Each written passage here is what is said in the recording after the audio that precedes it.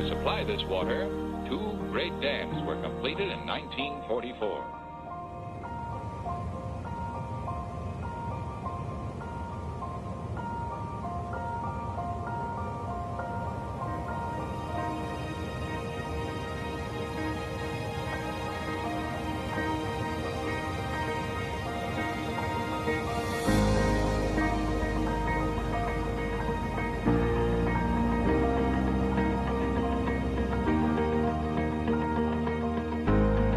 The installation of Shasta Dam and its operation since 1945 has had devastating effects on the Chinook and other fish, as well as all the wildlife, beavers, bears, mountain lions, etc. Plant life that have depended on the free-flowing waters that have been heated for 74 years. There needs to be made public a list of all the species that have been negatively affected by the dam. Such a list should include a reduction of the number of minnow in the population.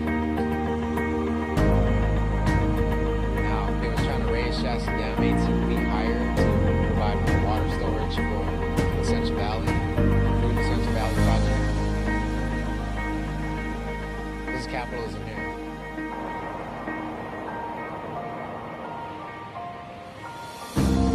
There's been people who made trillions of dollars off of these projects.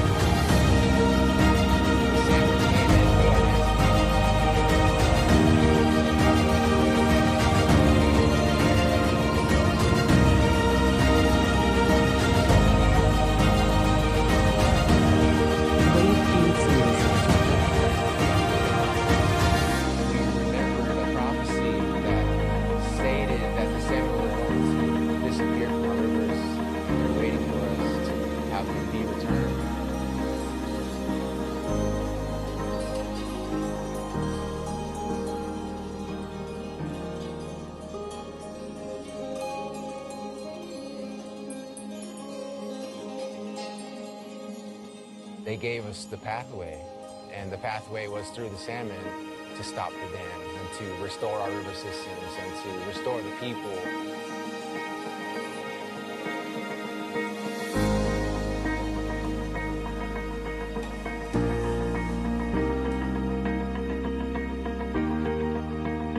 My mother is the leader of my tribe. She just had this idea of uniting different tribes along this area all the way up to Mount Shasta, following the salmon run along Sacramento River.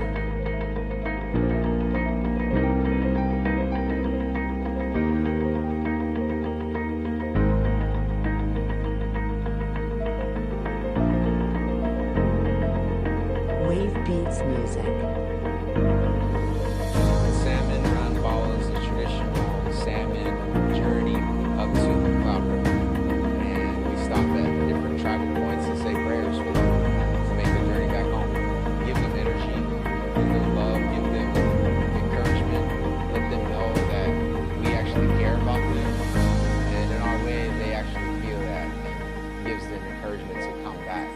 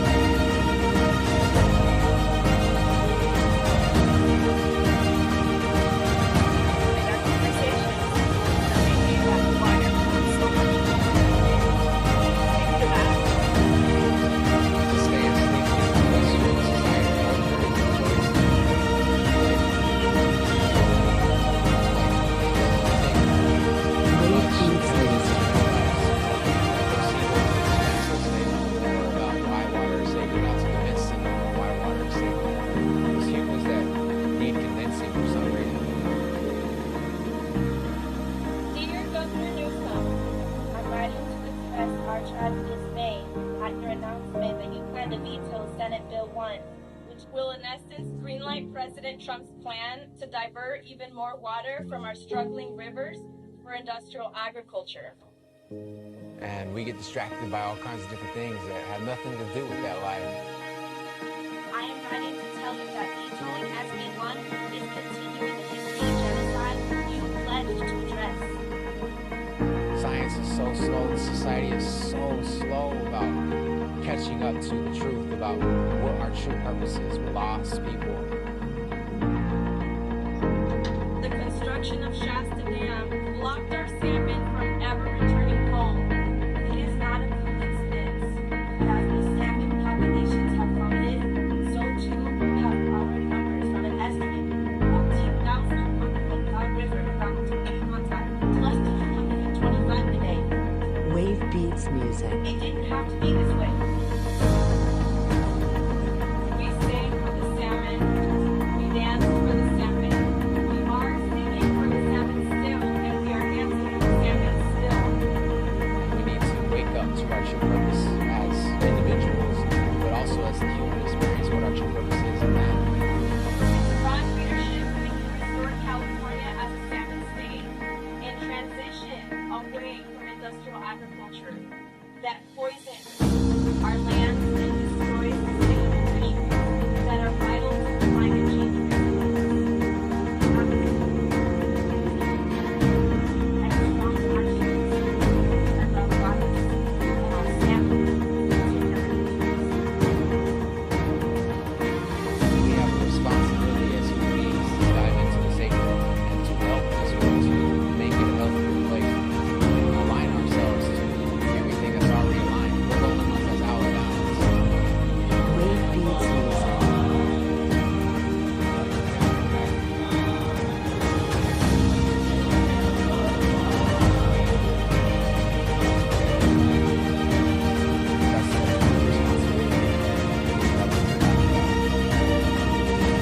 Solid man, the water is just the reminder.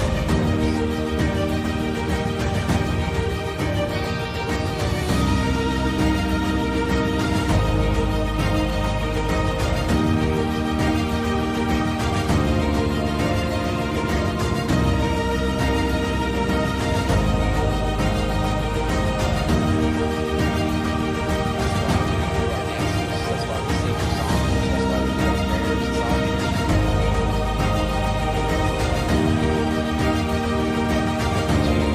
so many things.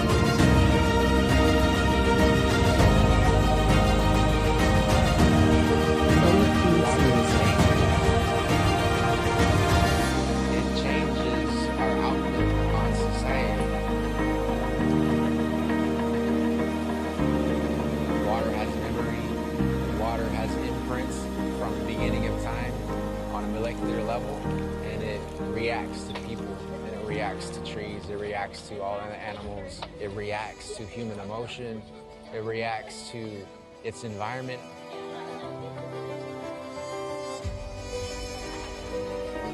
Water controls this world that we're a part of here. That knowledge can change the world.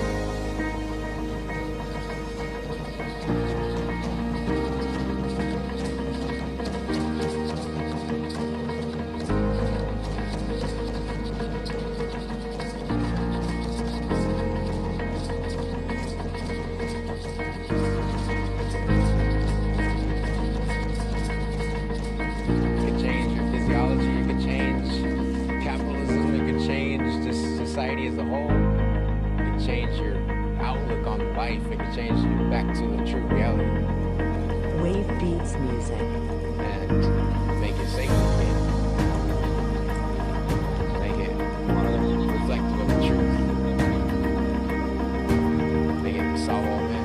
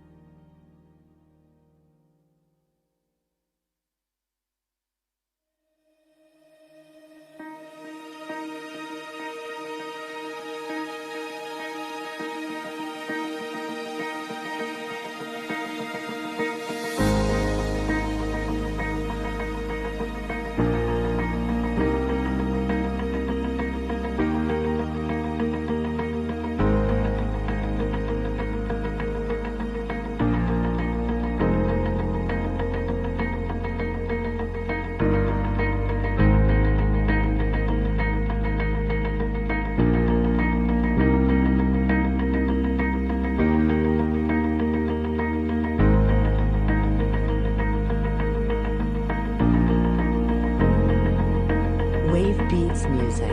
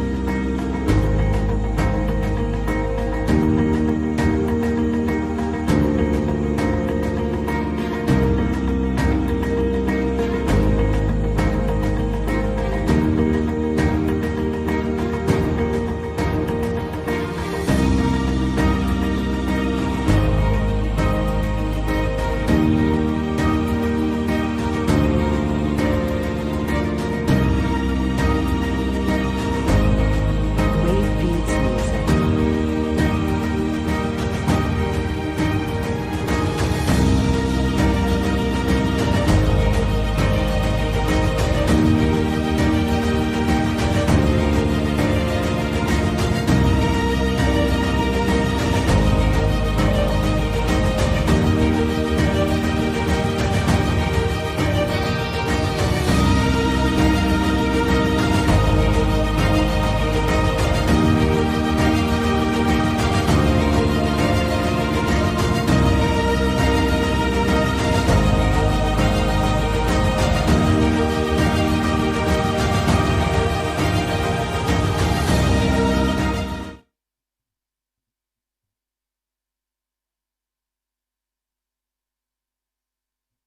Good morning.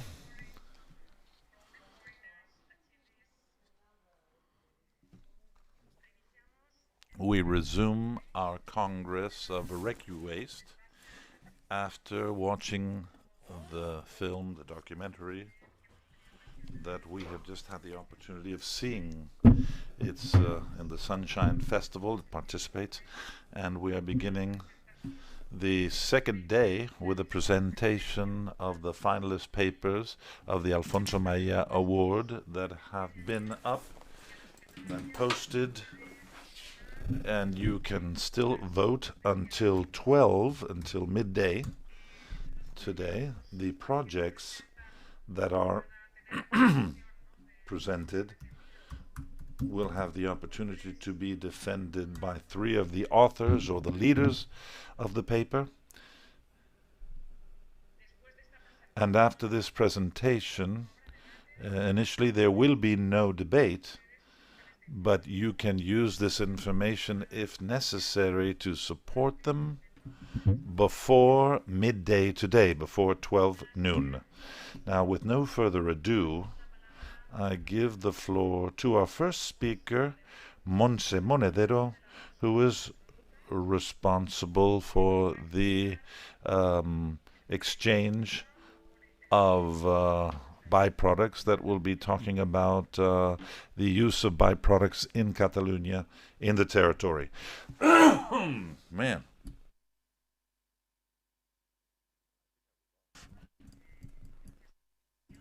Thanks to the organization of Recuwaste for this Congress, which is so instructive and inspiring, and thank you also for having chosen us for these for this award. Just the fact of being here to present it is already an award for us. So, as Alba has said, I work for the Consell General de Cambres, the Chambers of Commerce of Catalonia, and we're looking at first raw materials, and I'll tell you about our exchange of byproducts and how we are integrating it into the region of Catalonia, the territory of Catalonia. What is this? Well, it is a virtual marketplace for the purchase of industrial byproducts. Here you can see the link, and it is a database of supply and demand, and basically it's anywhere in Catalonia, and this helps to improve the situation, to reduce costs, and to contribute, obviously, to an overall improvement of the environment. It's a free service for the companies, those that use this platform, and this allows for the exchange. Who promotes this? The Council of Chambers of Commerce of Catalonia. It began in '92, so we're going to be 30 years old next year, and we already 30 years ago were promoting the visibility of everything that's available in the industry. The Chambers of Commerce, together with the Waste Board and the Department of Territorial Sustainability, and the agenda, the rural agenda. So, which are the who are the subproducts available to? Well, to everyone. The chemical sector uses this more, but we have rubber, we have plastic, we have biomass, organic, inorganic, residual waters, wastewaters. All of these are participate in this platform. And what are the objectives? Well, to quickly give value to the byproducts, the subproducts, turning them into resources that can be valued. We need to move them. We need to reintroduce them into the economic system, improve the company competitiveness, try to reduce the cost that are skyrocketing for companies, and it is a way of generating new types of businesses and new forms, and working to promote the local economies. And within the diagrams of the schemes of circular economy, we place this at the height of the enterprise symbiosis, and the things that are generating, well, to use them as primary raw materials. What do we have there? Well, we have lots of companies that you will find in the blog. We have everything from porcelain to rubber. We mix things with as a coagulant to eliminate the color in the treatment of waters. There are other cases that are not shown here that are more direct. For example, the polyester. The trays, the plastic trays, are being used, for example, by the food bank in order to move their food. So now it's a valuable resource for them, when in the past it was just a waste product. Numbers: more than 4,000 users in our exchange. We have offers, supply and offer. It's a marketplace, so that's a normal trend. The demands come and go. Right away they are picked up, and there are some that can have up to 70 contacts, even though that's not the average, and they disappear in the subproducts. The data from the Waste Board, we see how all of this has been reintroduced into the economic system. We have 150 tons, industrial tons of waste, and we think is it a high figure, is it a low figure? Well, let me answer, it's low, it's 5%. In the best case scenario, we have at 185 million tons. That's only 8%. So in order to try to increase this amount of 150, we need much more. We need to be introduced everywhere if we want to reach a circular economy by 2030. It's just around the corner. And with the Waste Board, we are working to try to respond to challenges that we have in Catalonia. Many municipalities and associations have been asking for information in order to create their own marketplace, to create their subproducts. Some had already launched, but they detected a series of limitations at the local level. Once 3 or 4 opportunities had ended, well, the subproduct exchange was over, and so from the agency they asked for us to unify all of the subproduct exchanges, to do it universally. There was a lack of knowledge. We went around telling about this exchange, but many were unaware of it, and it has existed since 1992, so we've been You're going to have to breathe, or else they're not going to breathe you. We're going to have to resuscitate you. Are you understanding me? Well, the interpreters admit that she is going extremely fast and hard to keep up, is hard to keep up with. So we needed lots of people to talk about us. So we created the Porta initiative, which is the creation of several doorways. So from any web, from numerous webs, from numerous platforms, it would be possible to see the ads for these products, and they are filtered based on distance, so we can favor the idea of 0 kilometers. And in La Cerdaña, they're interested in food-related issues, and also trying to create new ads. Here, this Porta instrument, who is it for? Well, it's for the territorial entities that are the ones that have an important role in the circular economy. The private companies, clusters, trade guilds, everyone that is promoting the circular economy. What are the objectives of this project? To increase the demand and the offer, the supply and offer, and supply and demand, excuse me. In order to do it for everyone, we are widening our scope, providing information to everyone. There is territorial agents, and we have to promote their role as entities that facilitate the circular economy and obviously foster public-private cooperation. With this initiative, we are breaking the geographic limitations. Everything is connected. And how do we do this? Well, it's very simple. It was one of the premises that we had to do it very simply so that we didn't need to invest in resources, and the resources could be used to dynamize the situation, because all marketplaces need dynamism, and the doorway is a widget that can be introduced into any website or any platform, and it's full of the offers that are updated and explaining the products or the sub-products that are available, and it can create new offers as well. Everything that is done here will be registered in the directory, so there's a exchange of within the exchange of sub-products, there is a sub-exchange. So in all of these entities, you can see it on the right, there is access, and it can be downloaded on Excel, excuse me, and we're going to be working with this. What advantages does this represent? Well, better service to the companies.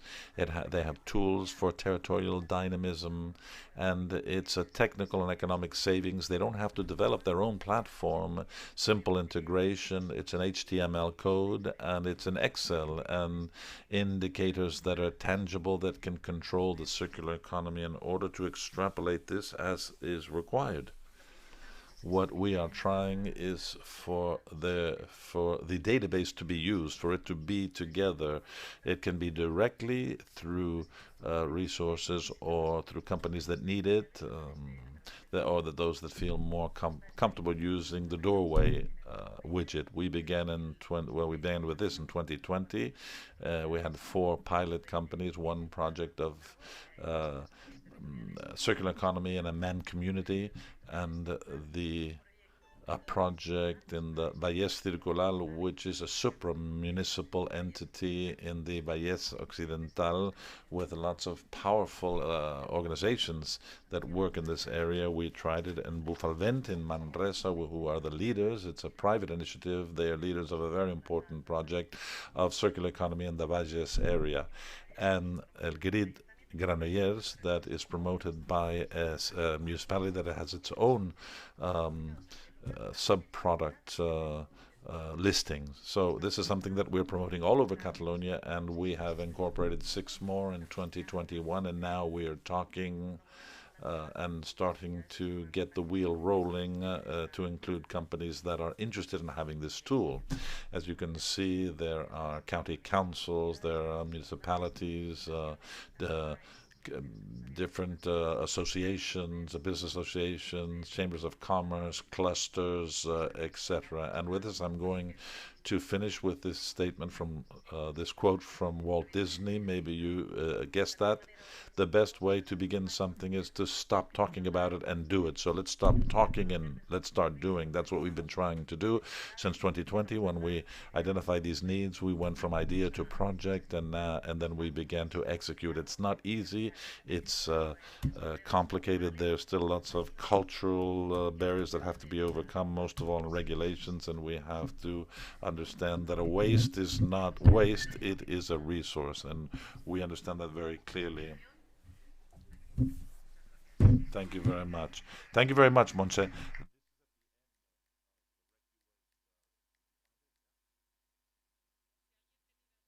In case anyone had a doubt why this is a finalist project, I think that just merely based on the energy and the passion that she has for it, now I want to remind the other speakers that they have 10 minutes to explain their project. Sandra Martinez is going to be the next speaker, and she is a technician for environmental and urban services of the municipality of Castelldefels, and she's going to talk about their mini landfills or their mini dumps in Castelldefels to the reconversion of former kiosks for press. Now, I remind you that there are interpreters trying to follow the speakers, so please don't go as fast as our first speaker. So let's keep that all in mind. You have 10 minutes. Well, first of all, thank you very much for presenting this project from Castelldefels. This is a project that has to do with turning former press kiosks that are no longer used. They have been turned into small green spots for leaving different waste materials.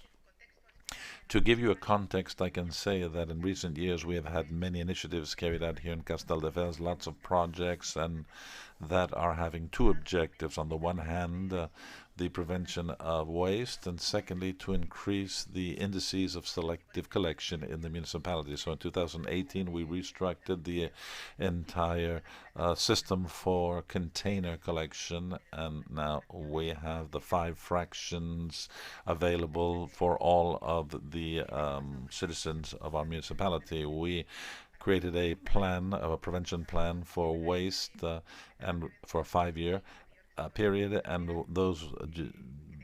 that waste that is generated needs to be properly separated and collected.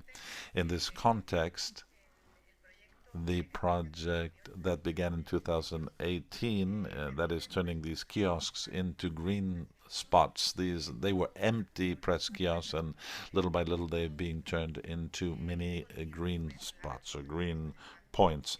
What do we do with the creation of these points? Well, they are located at strategic points of the city, and this makes it possible for the citizens to bring their waste products to be deposited rather than having to go outside of the municipality and driving there. So we believe that this is important because we can prevent this kiosk from being knocked down, from being removed or given another use. In Castelldefels, as you can see on our map, we have a broad range of landfills. You can see the one outside of the city is our main landfill. The red points are these small green points that we're talking about that are located in strategic positions, and this is complemented by the blue points, which is a metropolitan mobile green point that is handled by the Metropolitan Area Council. And this is the green points are done through a municipal company called Nsaka. What is the main objective? What's our main goal? Well, as I said, our main objective is to prevent the creation of waste, and it is to give a second life to these second area, these specific places, these kiosks, and thus give the citizens the opportunity of dropping things off there rather than taking them to the landfill outside of the city. Now, they are small. Well, obviously, to to make sure that only water and plastics, glass and plastics and normal waste are put into the general containers. We have these points for those special wastes. Even though they're very small, but they can be highly polluting and highly toxic, such as batteries. Everyone knows the case of batteries, but perhaps people aren't aware of the importance of separating things like small appliances, household appliances, paint, aerosols, and also as points for growing awareness. To make it easier for the citizens that use this, both in the front and the back of the kiosk and on the side, we find the names of the different special waste products. Things like the capsules for coffee machines, batteries, etc. As we said, these are used for environmental dynamism. They are created not for the disposal of the waste, but rather a point to collect those products, those waste. We are providing bags for people to be able to bring some of these products to us. We have recently handed out bottles for the recycling of kitchen use oils, and we also carry out workshops and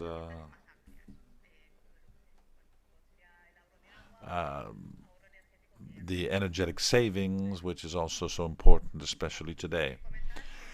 Allow me to mention that the service has been very successful. It has been well received by the citizens, and apart from those 6 press kiosks that have been reconverted to support our area, we will have 2 new clean points, mini clean points or green points, and since they don't have kiosks in that period, what we have done we have placed 2 mobile modules. We have transformed them, keeping the same aesthetics and the same information and signage that we have at the others.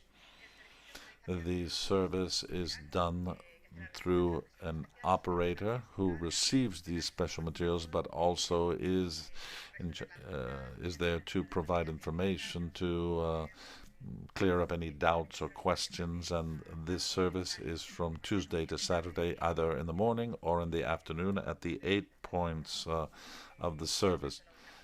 The location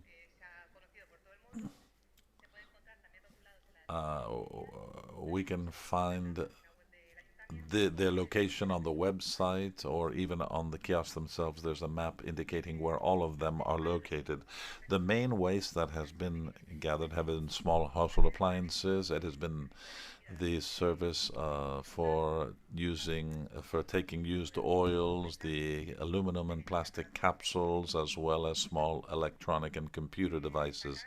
We would like to highlight the oil in this service was introduced just recently. It's not a new service, as you can see on the graph. In 2015-2016, this service was introduced in the green schools of our municipality. It was well accepted, and we then transferred it to the mini green points. And as you can see, the success has been great for gathering this used vegetable oil, cooking vegetable oil, and in the context of COVID in 2020 and the fact that good part of the year the schools were closed, the points were doubled in Castelldefels. As a result, I would like to say that this service has been very well received by the citizens. It's a service that is being used quite generally, and we have the figures from January to August of this year. We have had 7,139 visits. If we compare this to the visits to the green point at the landfill, it's 11,000. We see it's 60%, which means that this proximity makes it valuable for the citizens, and it is based on a slight reconversion of facilities that were already there. So it was relatively economic to do, and the cost of the service is the operator that is there 5 days a week. They have their full day working 5 days a week. So based on the cost that it has, the advantages are significant.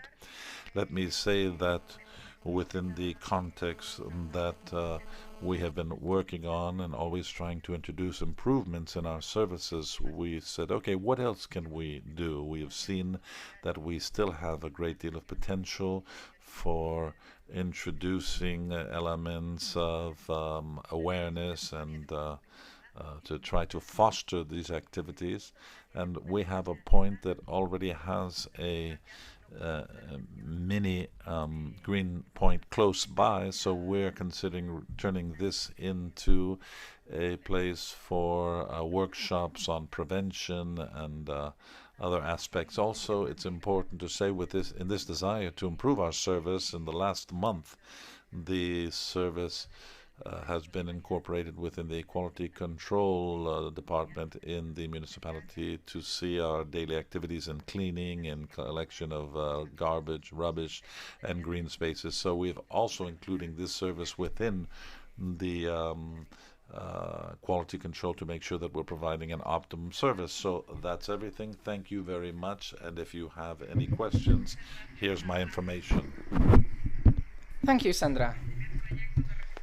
Well, this is the first project on industrial waste, second on the municipality, and the third chosen project will be presented by María Ángeles Martín, head professor of chemical engineering at the University of Granada. She will tell us how they use the char obtained from the pyrolysis of plastic waste as a CO2 absorbent. María Ángeles, the floor is yours. Thank you. Thank you for inviting me to present our project in this Congress. I would also like to congratulate my colleagues for so interesting projects that they are undertaking. Well, this presentation may be somewhat technical or scientific, and I will try to make it as comprehensible as possible, try not to go too much on the techniques employed.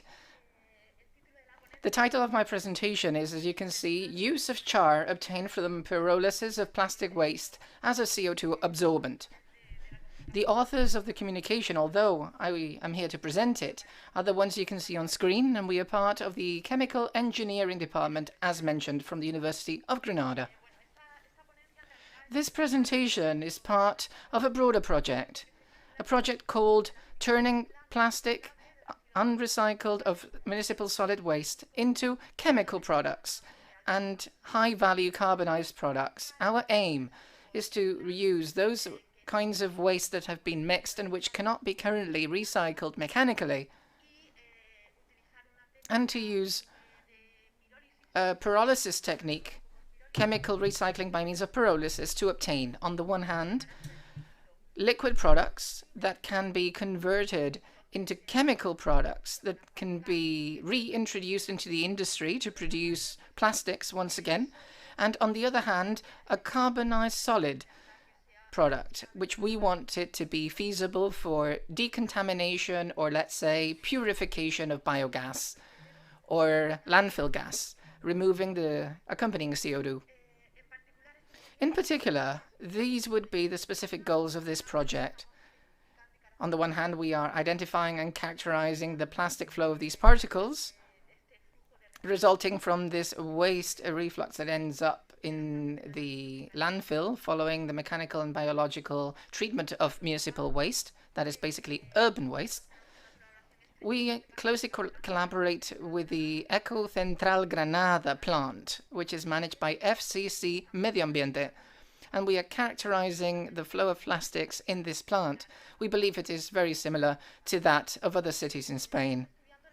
We are studying the influence of the operating conditions of the pyrolysis we carried out in the lab on the distribution of products and the characteristics of these products, liquid, gas, solids. We are developing improvement paths to improving the quality of the liquid fraction with the aim of achieving these building blocks, these chemical compounds that can later be returned to the industry for the manufacturing of new plastics. But in these improvement pathways, we are using catalytic cracking methods, analyzing the physical chemical properties of the solid fraction. Currently, the plants that use pyrolysis for solid waste or plastic waste are not using the solid fraction. For them, this is a relative problem, and we are seeing or looking into what use we can make of it. We are also developing improvement routes for this solid fraction to improve its absorption capacity, because we are focusing on the manufacturing of absorbents. And lastly, when we assess real systems as CO2 absorbents.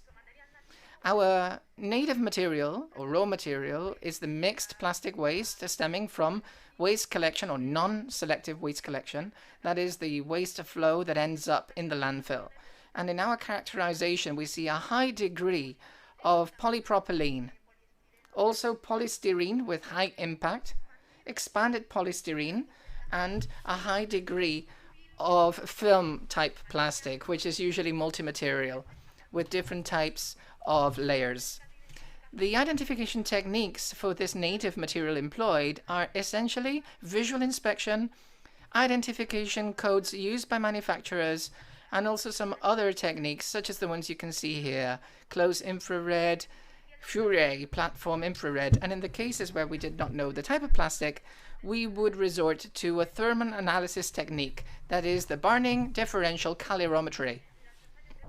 The pyrolysis assays have been carried out in the lab in an inert nitrogen atmosphere. We have conducted a full study of operational conditions. In this case, these are the results for 500 degrees centigrade with a residence center at 90 minutes and a heat ramp of 10 degrees. The yield for these products under these conditions with the starting material has been 57.3% for liquids, 6.2% for solids, and for the remainder, the gas fraction at 36.7%. The gas fraction has not been analyzed today. The idea is for this to be the fuel allowing us to warm up the 500 degrees in the reactor. Now, if we focus on the solid for pyrolysis known as char,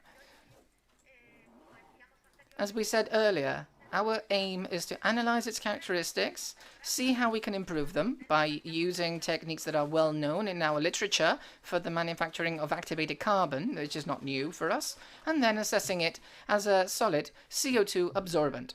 The aim is to apply it for the acradium of biobar in the manufacturing of biomethane. Well, it seems this pointer is not working. Now it is. Great. When it comes to the production of bioabsorbent, this char has been tested as a CO2 absorbent. It does absorb CO2, maybe not as much as we would like, and we've tried other activation mechanisms, both physical and activation by means of chemical agents. We have tested several activation temperatures and different activation conditions. In terms of the characterization of the absorbents, once obtained, we are doing a chemical characterization with humidity, volatility, solid carbon, ash, an elemental analysis to see how much it's carbon, hydrogen, nitrogen, sulfur, and hydrogen as well as other majority and minority elements such as calcium, sodium, potassium, usually attributable to additives and adhesives that remain in the plastic waste. When it comes to the texture characterization, we do a high-resolution imaging of the surface of the activated material. We analyze the nitrogen, the CO2, to determine the volume of pores in the material and the specific surface, micropores, so on and so forth. In order to assess its behavior as a CO2 absorbent, we conducted several preliminary assays in a thermobalance, a thermoscale, as it is called, a device used in the lab. And we were able to obtain these results. First, we programmed a drying stage, mainly to remove humidity and some other substances that could have been absorbed on the surface of the sample. Next, we would program with the team a cooling stage, and lastly, we would go on to the absorbing stage, the CO2 absorbing stage at a constant temperature. This is another of the variables analyzed to see what its influence is on the behavior of the material. These would be the results. Here you can see a table with all of the activating agents tested with a pyrolysis char. And we can also see the capacity in terms of milligrams of CO2 absorbed by gram of material obtained. Here we can see chemical activations, the 6 below. They present different CO2 absorption capacities than the physical activations, which are the first 6 in this table. And if we compare this between the two chemical agents that we have assessed, sodium and potassium serum, this has been made based on the hydrographic analysis made. We can see that the hydroxy of potassium demonstrates better absorption capacities. These same results are presented in the form of a graph to review the evolution in time of this absorption. We can see fast absorption in terms of minutes, and we conclude that the best treatment for activating the pyrolysis char with the aim of obtaining improved CO2 absorbance would be potassium hydroxy. Next, a study was conducted on the activation temperature for obtaining these absorbents. They can be activated at different temperatures. We analyzed six different temperatures. We see a plateau between 760 to 820 degrees centigrade, and we selected 760. This is the lowest temperature giving a high absorption capacity. In terms of the relation of the ratio char versus activating agent, we said we use chemical agents, and we want to minimize the use of these chemical agents. So we conducted a study to see the ratio between pyrolysis char from plastic waste vis-a-vis chemical agent would be ideal to obtain an optimal, and the ratio would be 2:1 for each 2 parts of char, 1 part of potassium hydroxy. In terms of the absorption temperature, this would be the last study. We can see how the temperature has been reduced, the temperature at which the CO2 absorption stage is carried out, and we can see how we can improve the absorption capacity of the material. This was already forecast in a way, and we wanted to decrease it more because we wanted it to be applicable industrially, and 15 degrees we believe is a temperature that could be similar to environmental temperature at certain points in time, especially in winter. And when it comes to the research lines, when it comes to future research, we want to establish a relationship between the properties of the solid and the absorption process to identify the mechanisms involved. We want to carry out assays and tests in columns in continuum under or with different gases, not just CO2, but we would also like to try this out with other gases. We would like to assess the selectivity of the waste. We would like to carry out continuum assays with a biogas or a real landfill gas to see that wherever there is presence of other gases, we can continue to be selective for CO2 or not. We would like to study the dynamic behavior of the column, carrying out modeling for a scaling of the process. And lastly, we also expect, as part of this project, to conduct a financial and environmental study on the feasibility of using this solid for depurating landfill gas. This is a project that started in June 2020, but we have been very much focused on the liquid fraction, and the solid fraction only started just a few months ago. That's why these are preliminary results. That would be all. That's my email. Also the one for Monica Calero, another of the main researchers of this project. And now I remain at your disposal for any question you may have. Just send me an email. Thank you very much, Maria Angelis.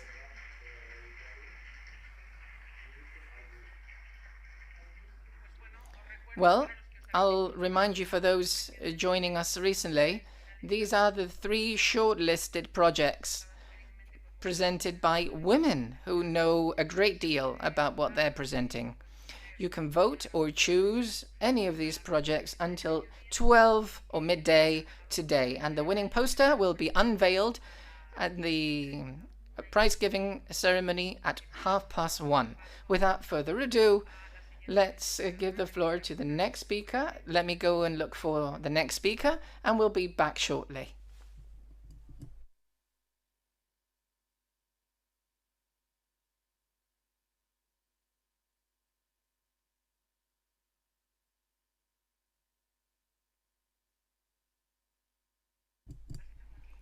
Will you be giving your presentation from here? Yeah, so I can see the screen. Okay. Before we switch the lights off, allow me to introduce you to this gentleman, Georgios Kallis. I would say he is a wise thought provoker. In times of crisis, he is that we are all living in. For many years, he's been looking into decrease or ungrowth and the reasons behind it. We could have three prejudices at first. First is that he does not know of economics. Well, this is something that should be addressed because he is knowledgeable of economics. He's got a master's degree. Next, it's a question of lexic, of terminology. After all, Professor Kallis is saying that we need to decrease, and not just that. What he's trying to say is something else, because we will continue to be wealthy and, I think it's a mixture of words. We will realize it is not so much that. There's an intellectual construct and a structure, a wide structure behind his discourse. And the third prejudice is that this gentleman is brave because he's running against the current. He's daring to question the status quo of the economic thought. And because he knows in depth the foremost economists, starting with Malthus, and he decided to position himself in a specialist field that is very much questioned. Georgios, well, about this last aspect, I will say that I was not able to overcome that. Georgios Kallis is an ecological economist. He focuses on ecological economy, and he's also a political ecologist. He works in environmental justice, and he focuses on the limits to growth. In his second publication on the limits to growth, this is a risk without limits. His childhood unfolded without limits, and this led him to research into this. He holds a degree in chemistry, so he knows a great deal about this when he talks about environmental affairs. With a master's degree in environmental engineering by the Imperial College, and also holds degrees by the Geode University. And as for the first aspect, masters in economics by the Barcelona Economic Schools of Economics. So we cannot say he does not know about economics. He is currently a professor at the ICRIA since 2010, and before coming to Barcelona, Georgios was a Marie Curie International Fellow at the Energy and Resources Group at the University of California, Berkeley. So he is rather knowledgeable, I would say. He is a wise man who dares to question the status quo, and we would love to hear you today. Georgios, go ahead. Thank you for your presentation. I don't know whether I'm wise or not, but I have conducted research for some years now that I would like to share with you and discuss them with you. Apologies for my Spanish. It's not very professional. I only use it in my day-to-day, but I usually work in English. And I'm Greek, but I will try and do my best presenting in Spanish. I'm thrilled to present before an audience after so much time with, presentations in Zoom in front of a screen, with comfortable in my bottom and nice and formal top. But I'm glad to present in public after so much time. Let's see if the technique of presenting in public presents. It works fine. Okay. Allow me to explain why this reason to decrease or ungrowth. My proposal will come at the end, though. I will explain the reasons that lie behind this philosophy to understand the logic as to why scientists who speak about ungrowth or degrowth. We need to understand why the dominant and key proposal right now, which is the idea of having a green growth or sustainable growth, has its weaknesses. That's where the main argument in favor of ungrowth starts. And I would also like to say that the argument here does not have to do with radical cycles or politics. The winner of the Nobel Physics Prize, Mr. Baritz from Italy, spoke before the parliament, and many people were surprised. He started talking about ungrowth and how can a physics expert understand climate change, right?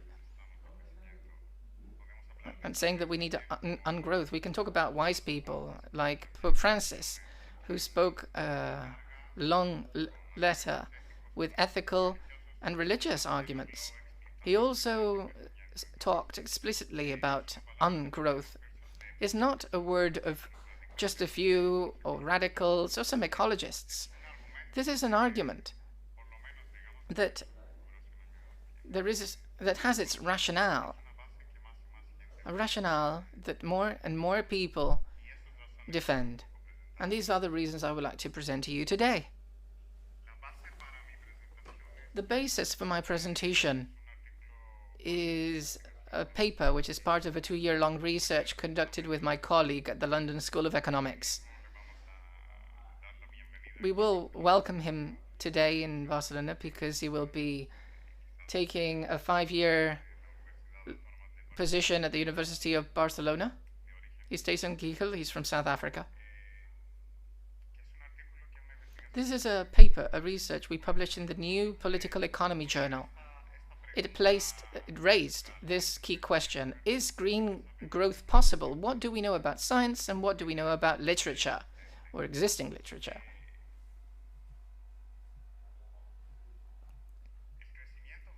Green growth means making the economy grow. That means the economy still grows, but the impact on the environment is not so much. They are reduced. This is the key pillar surrounding all international organizations. But there's a lot of political discussion, even scientific discussion. The OECD speaks of green growth. UN speaks of green growth. The World Bank speaks of green growth. That's the main pillar. A more solid argument is that we need growth to be able to reduce environmental impact. But at least let's say that most people say that we can do both things, that we can allow economies to grow and we can also reduce environmental impact. However, we must distinguish between two things. First, in terms of resources, where we need to reduce the use of resources in environmental terms, little by little every year. And in terms of climate change, it does not suffice to reduce carbon emissions. We must also reduce them quickly at levels that will allow our economies to be sustainable within a manageable change of temperature, not more than 1.5 degrees centigrade or 4 Celsius. Now, with all of the good intentions of governments who say that we'll do our very best to achieve the net zero carbon, this is the fancy words that we're hearing lately, and up to 2050. I don't know whether you've read the newspapers, but there are already tensions that are leading to 2.7 or even up to 3 degrees in the temperature of the planet. This is catastrophical. Even more, the scientists say, than what they thought up to now. Because we see that climate is something that we cannot model. And there can be precipitated impact that will start much sooner than expected in terms of climate change, much sooner than what we thought. So 2.7 degrees, which is the best scenario, could be catastrophical. So can we have green growth? That is the question I raised along with Jason. Can we reduce the use of resources? Can we remain within this 1.5 degrees centigrade increase? How much time do I have, by the way? Do I have 45 minutes? Don't worry about the time. I will let you know. Okay, thanks. Well, now, one of the key concepts in the science on ecological economy is the uncoupling. This key term, uncoupling. Uncoupling is the idea that we can separate economic growth from the use of resources and its impact on the environment. There are two types of uncouplings. We can speak of uncoupling or relative uncoupling, which means that our use or our impacts grow, but they only grow less or slower than the economy. Let's say that the economy grows at 3% each year and the use of resources grows at 1% a year. This is a relative uncoupling. We can see so here.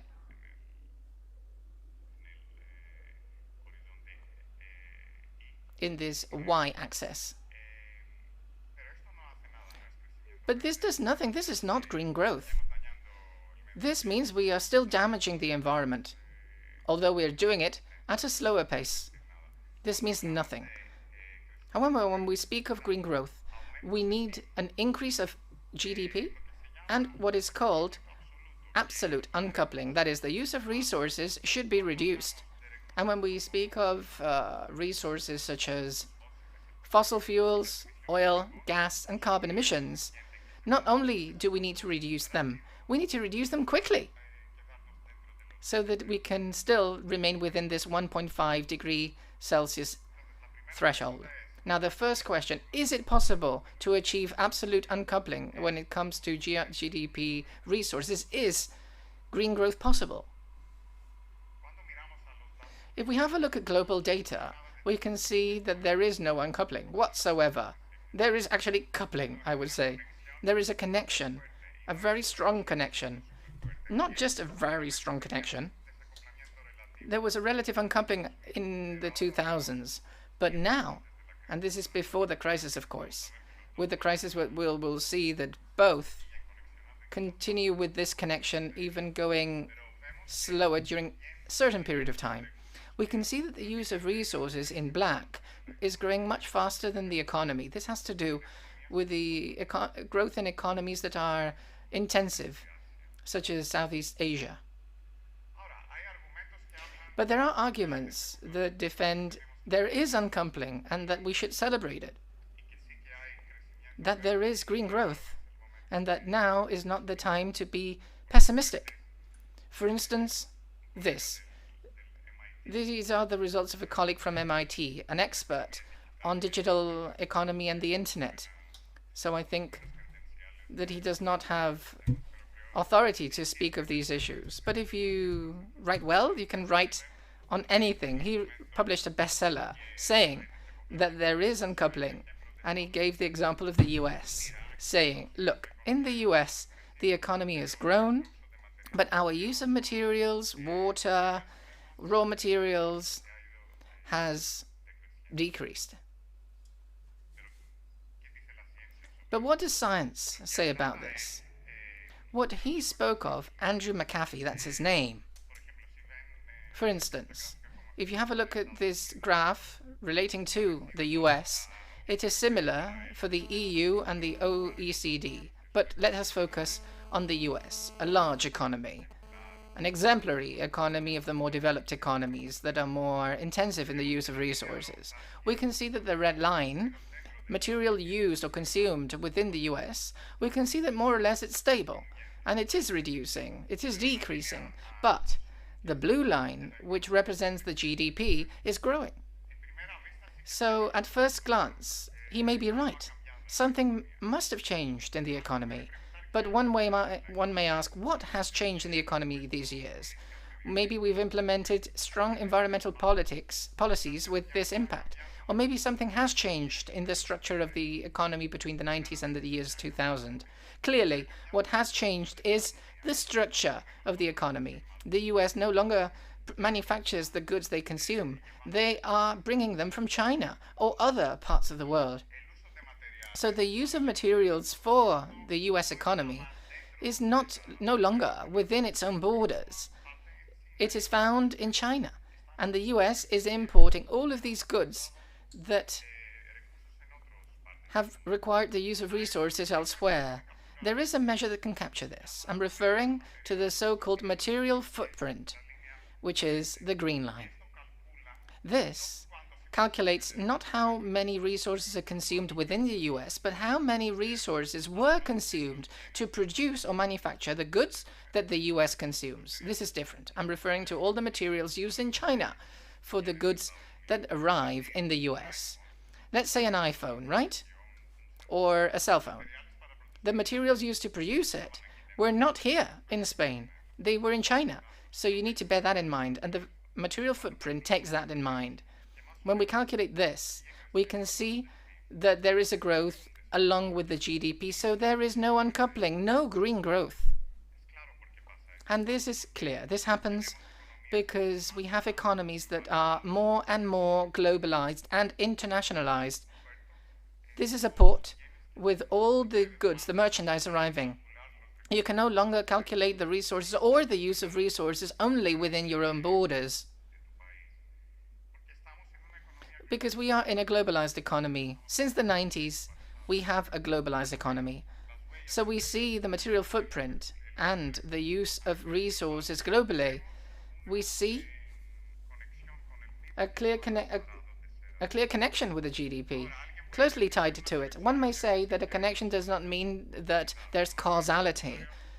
There is no need for that. Not if the GDP grows, the use of resources may grow. But let us have a look at that. Here we can see the countries with their GDP in the x-axis and the use of resources in the y-axis. Here we also see a very clear or close relationship.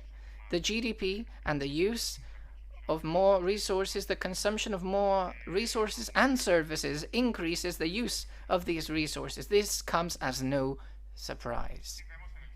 We do see in the future, until 2050, as we saw in this research, there is no model predicting that we will have a reduction in the use of resources. All models, although the most optimistic, say that even if we have a carbon tax or very strong policies with circular economy at heart, reducing consumption, all see an increase in the use of resources. This is important because it is directly related with environmental impact. Now, one may say, how is it possible that there is no uncoupling? Because technologies have evolved so much in the last 20 to 30 years. We use technologies that are much more efficient. Our cars are much more efficient when it comes to the use of oil or gas. We should see a reduction, right? But not necessarily. And we've known that since the 19th century. Stanley Jevons, an economist, wrote that with the advent of the steam engine machine,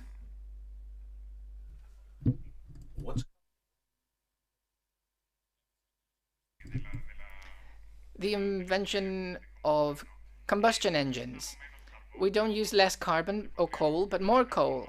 We could use more efficient coal. The cost of coal reduced, and as a result of that, we used more and more coal. This dynamic can be seen in many examples. For instance, we have much more efficient cars that use less petrol per kilometer, so we can travel more distance, or we create bigger cars, such as the Hummers, that use much more petrol or gas. So efficiency oftentimes increases the scale of the use of these resources.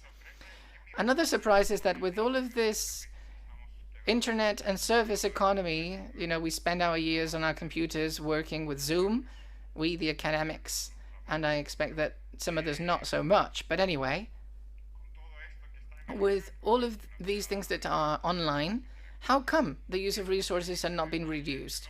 Well, this is because the internet, although we cannot see it, also uses many resources. Just to give you a figure, a striking figure, an Apple computer, which is this thing you have in your office, uses 1 ton of materials to be manufactured.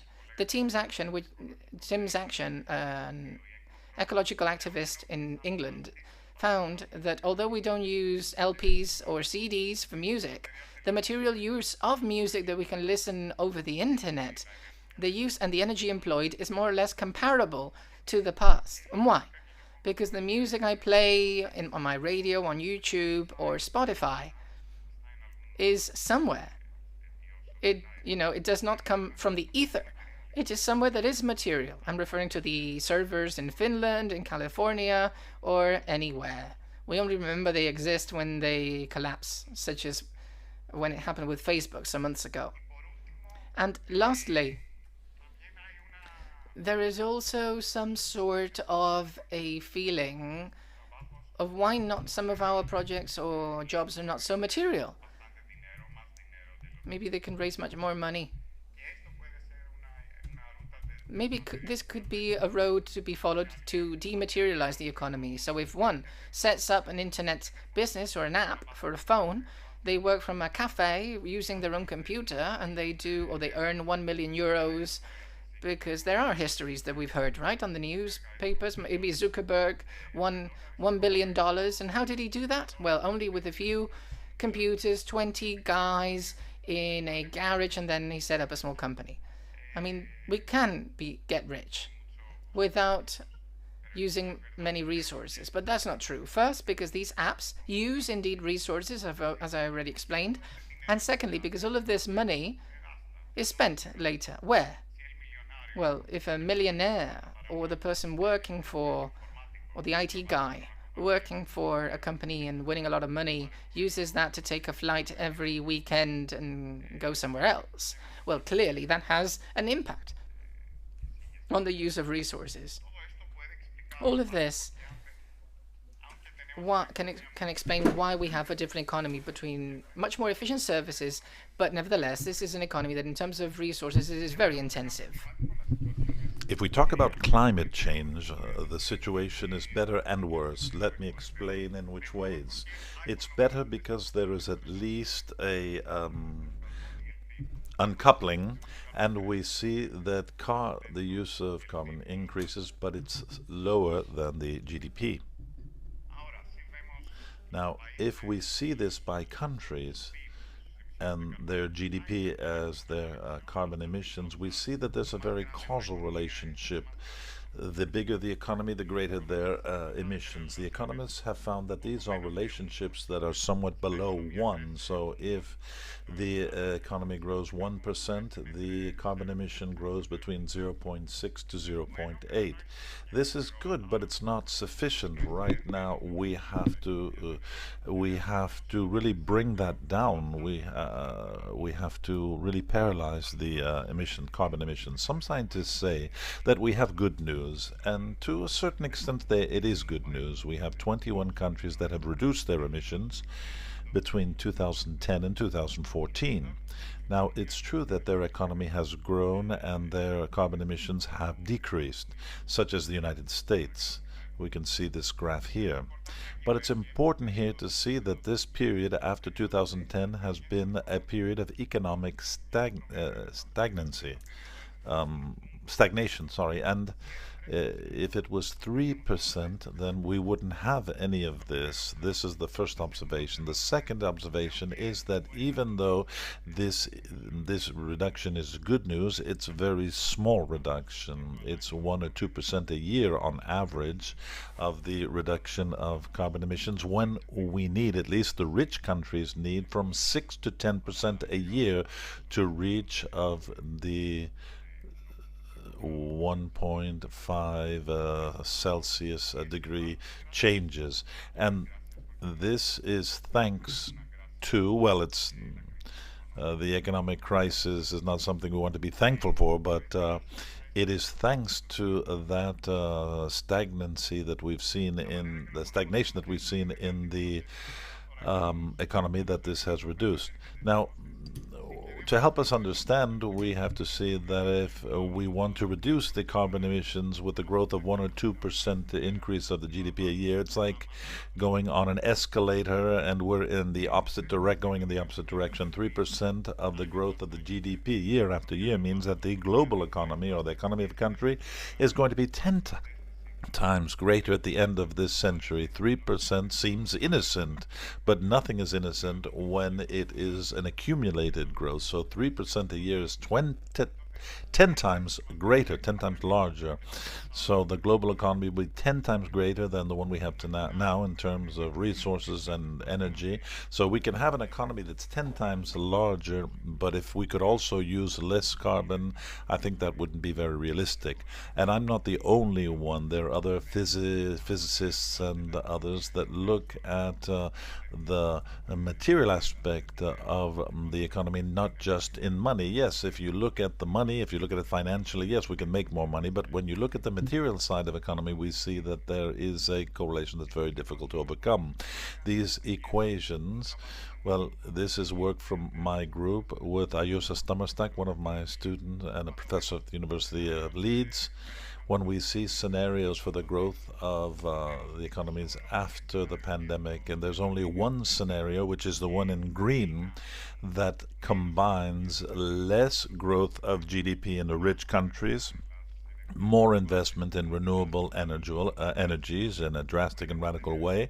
Only that can keep us within this range of 1.5 to 2 degrees Celsius. The yellow line is the plan that the European Union has, the EU Green Deal, where we see that with continuous growth, even this plan has us outside of the limits that we have made a commitment to meet. This is another way of seeing it. These are the scenarios that come from the IPCC in order to see under what conditions we can reach this 1.5 degrees Celsius. So as you can see, all of the scenarios have a drop in emissions that is dramatic. But the majority of these scenarios, even if they have this drop, why don't they have it all the way up to 2030? We see that in 2030 they begin. P3, P4, we see this decline to begin, and later to compensate for these high emissions. There's a moment at the 2050 we have this inversion where we are going to have certain technologies that will take carbon outside of the atmosphere, and that's how we're going to compensate it. These technologies don't exist yet, but the idea is that we're going to plant lots of trees and that these trees will take the carbon outside of the atmosphere, but then we'll cut these trees to have energy. So some scientists that calculate this say this is impossible. You would need 3 times the surface of India to absorb this carbon, and we don't even know if it works this way. But the scenarios that we have now of 1.5 degrees, in the very best case scenarios,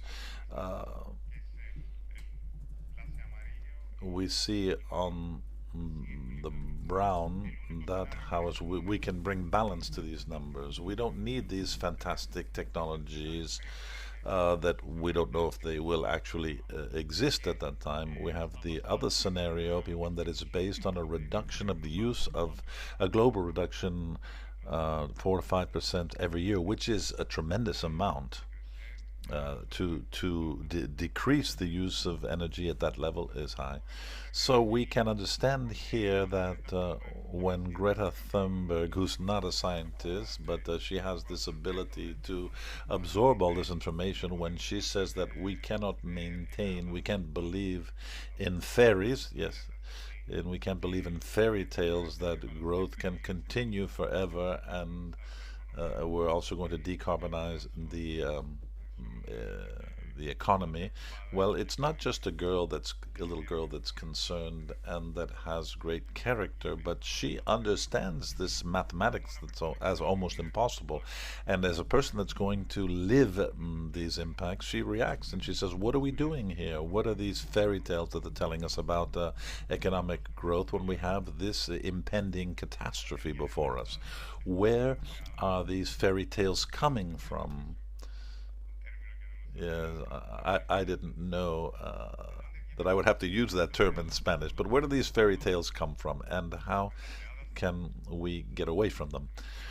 Well, these fairy tales have a good basis, which is that the current capitalist societies and economies are based on growth.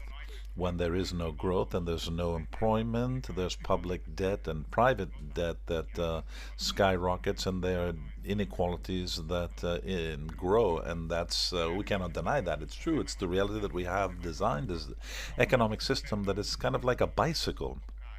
Either you keep moving forward or you fall over, and it's a bicycle that needs to go ever faster to stay up. And and right now, at some point, it's going to reach the end and it's going to fall. And we have to be conscious that for the politicians, I don't know who this politician is here, but he reminds me of the politicians in general. That's why I included him. But they promise growth. They always promise more. It's very difficult to promise less. It's very difficult to make the difficult decisions when there's no intention of redistribution, without having more and more, because everyone wants more. So, uh, and what happens if this isn't the problem? Um, that's the problem of this uh, this reduction in growth. Not only do we need to bring down the GDP, but also the use of energy, and we have to change the model of our society. We have to have a series of questions that are uncomfortable and that no one wants to take time to deal with now, because there's not a political will of entertaining these ideas. And the truth is that we have a system that is designed and based on this dynamic, which has become catastrophic for us. We can we assure dignified employment in the future? Yes, to have the proper hours, to have institutions to protect labor. And there are countries that have, when the economy decreases, they don't lose employment because they have ways to manage that and to redistribute employment. Can we fight global poverty without having global growth? Well, yes, we'll need a growth in the rest of the world, but that doesn't justify that we continue in our part of the world with growth. Is it possible to roll out clean technologies? Yes, it's possible, but we have to make the difficult decisions. It's not more for everything, more for every infrastructure, more for the entire economy.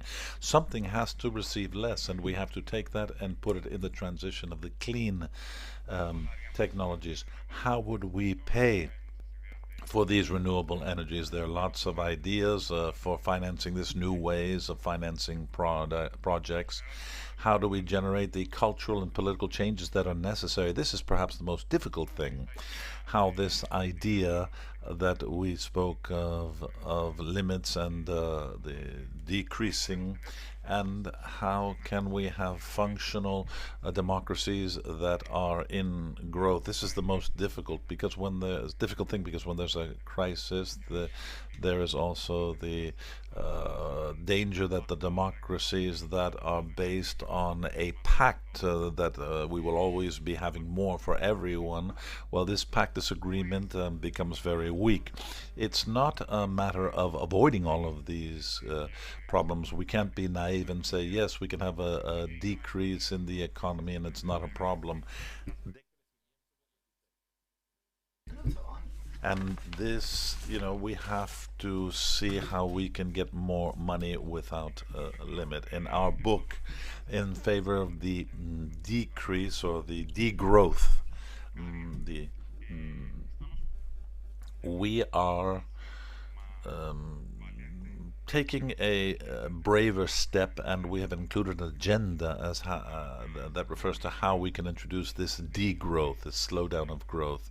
We've talked about a Green Deal without growth that is financed by new financial tools. We talk about taxes on the carbon and on resources. We talk universal standard income, and to recover the common good. And we've put together this agenda with a vision of the degrowth. So the political process for this is very difficult, but at least we can, establish a point in the horizon. In another book that has been translated into Catalan and Spanish, my book Limits, that comes from the Greek story Without Limits, I am, if you want to read more about what I've said, less of the scientific argument and more in the philosophical and ethical approach, which I think is closer to the line of the Pope, even though I'm not that religious, but I think what he wrote was very good. I liked it very much. And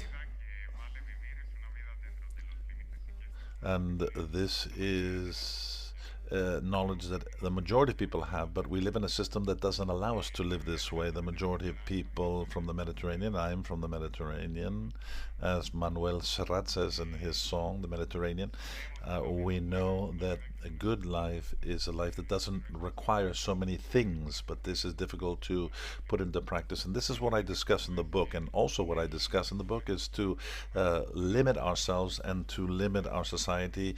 It gives more leeway for other societies to simply live.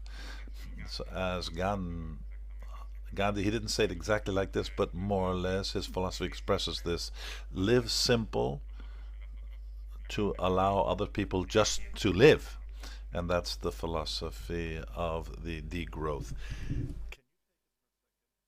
Thank you for your attention.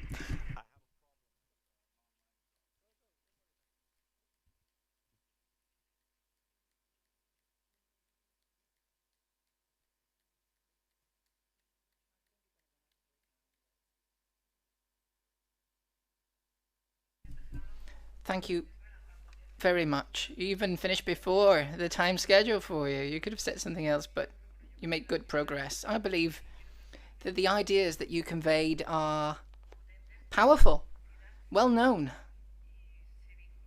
and they are closely related to some of the statements made by Professor Anders Wilhelm yesterday concerning the fact that it was really difficult to move forward in the circular economy if the World Trade Organization was not part of this logic. And I think this ties in really well with your statement that it is possible there may have been an uncoupling, a relative uncoupling in the production systems of the Western world, US. We could also give some examples for Europe. But this is because if we use the criteria of production, it's valid, but if we use the consumption criteria, it may not. We have imported all of these goods, right?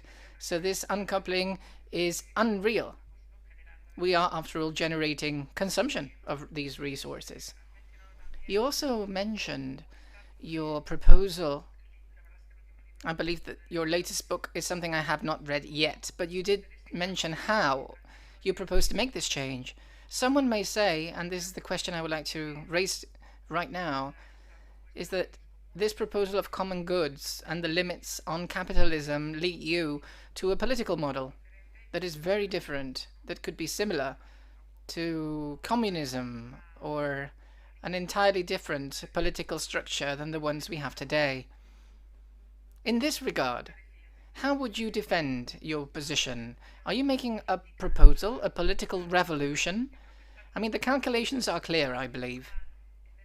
So in this sequence of events, to reach this new way of understanding our limits, or the limits of our planet, on account of our political system, are you considering, are you toying with the idea of a new political system?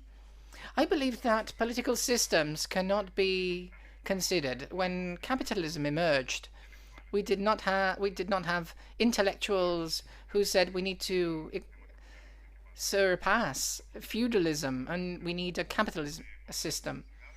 Capitalism emerged because of its reality at the time and because there were traders who started conducting business abroad.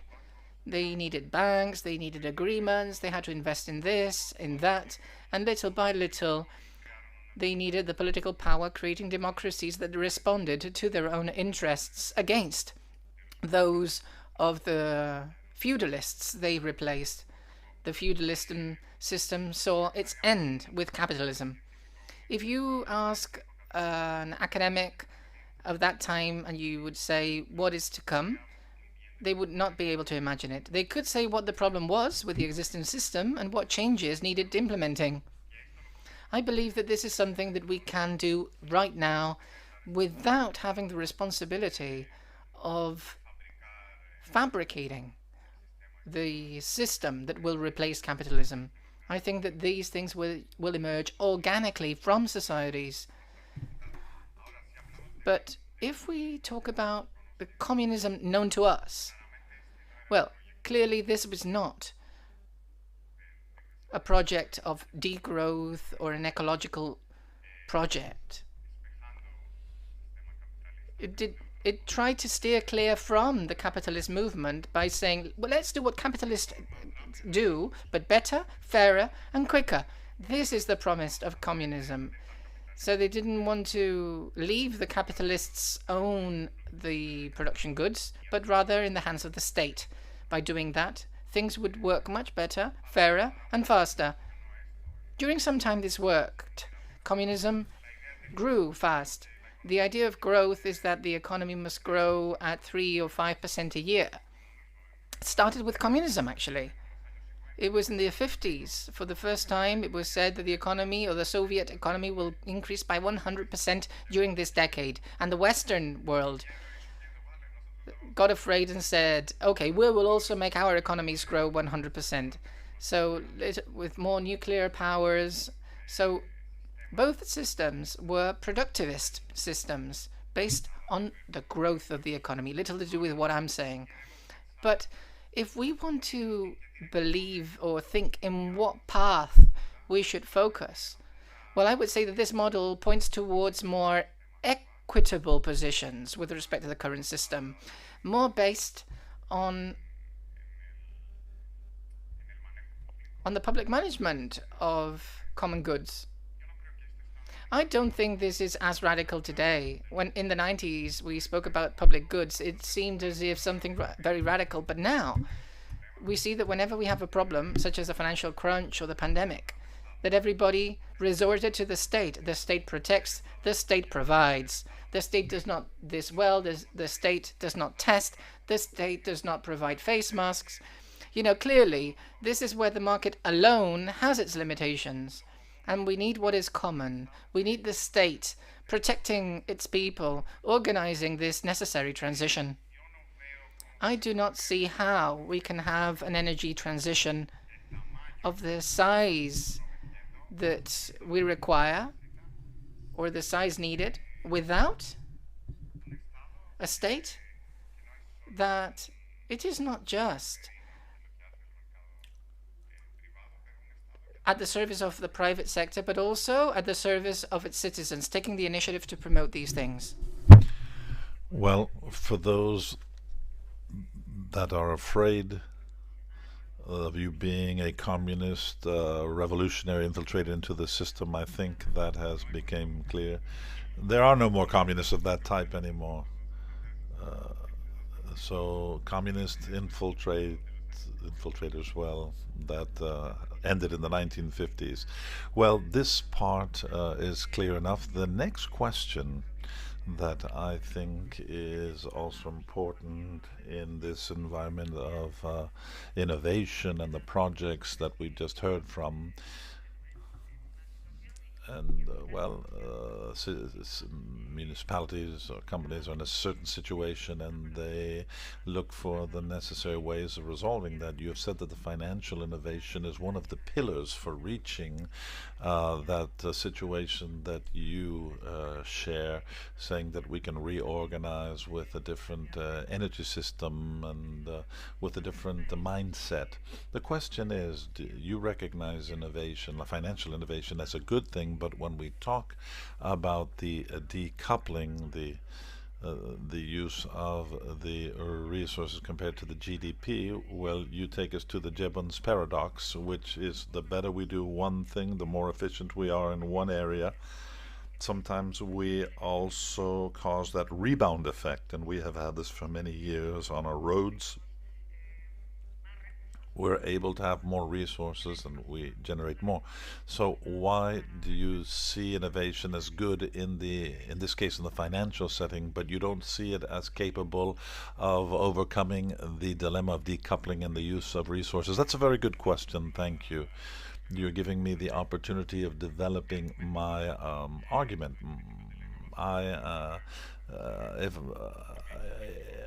when I said that innovation wasn't necessary or I criticized it, I made a mistake, and sometimes we emphasized some things that weren't right on. But the technological innovation, I'm saying, is not sufficient in and of itself. And by itself, on its own, that is the argument behind growth, green growth. The idea is technological innovation. We are going to have an economy that grows and an economy that is greener and greener. Well, I criticize this approach because if we change that and we say that we need limits, limits that are not easy, limits that require a reorganization of our economy, that does not mean that technological innovation is not necessary. It's clear that right now, in order to have an energy transformation, go to renewable energies, this is a very great technological innovation. It is innovation implementing what we already have, but also in improving what we have. We need better batteries or cells for our renewables. We need to electrify systems that are based on petrol, such as automobiles. So all of this represents an innovation frontier. But if this innovation follows the logic of the constant growth, then it is like that escalator I was mentioning before. It goes even faster. If the escalator stops, then the innovation is going to take you up those stairs. But let me give you another example. I was in the United States. My family is from there. Part of my family is from there. And I ate for the first time this famous vegetarian burger. And it's true that the taste is like a real hamburger, like a meat hamburger. It's something that is quite impressive because they have made it possible to have something that is not from meat to have the same taste. But if you saw my family in the United States, they had the vegetable hamburger and the normal meat hamburger, and it's not that they didn't eat normal meat; they ate both. And we have milk at home, but we also have almond milk and we also have soy milk, and the same is true with renewable energies. What I want to say is that some things will have to reduce, have to decrease. I'm not saying that we're not going to eat meat or that we're not going to have any fossil fuels that of course are necessary for some uses, but it's clear that we need some limits on these areas, and the technological innovation will give us the opportunity to adapt to these limits. And yes, if there are other products that allow us to do the same thing with something else, fine, but always within the limit, not with everything growing together. Okay, well, this would take us to eco-innovation. There's a lot of innovation, but often the criteria of efficiency and the eco approach are absent in that innovation. We are seeing innovations that once they're applied, they go against the principle of eco-efficiency. So in this, I am very much in favor of innovation here. Now, as we use up our last minutes, maybe there's one question from the audience if anyone wants to ask. And in the meantime, I saw how the fault is of Eve from the Bible. She buys the different hamburgers and the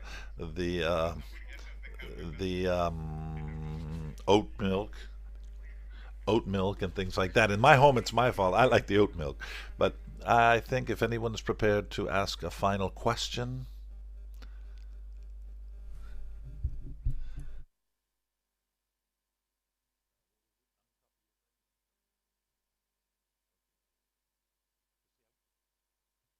Thank you for your presentation. I want to understand that the governments are responsible for the measures that they have to take in the future, and that's why we have the summits and like the one taking place in Glasgow right now. But the participation of citizens is essential for that use of resources to drop. Globalization allows us to have much cheaper resources. As we said, as you said, we consume more. To what point does the awareness, does the conscience of our citizens, at what point will that go ahead of the capacities that the countries have to reduce those emissions when we know that growth, the growth of the use of resources leads to a growth in GDP. Yes, that's very important. That's why I included that, and it is a very difficult thing to achieve.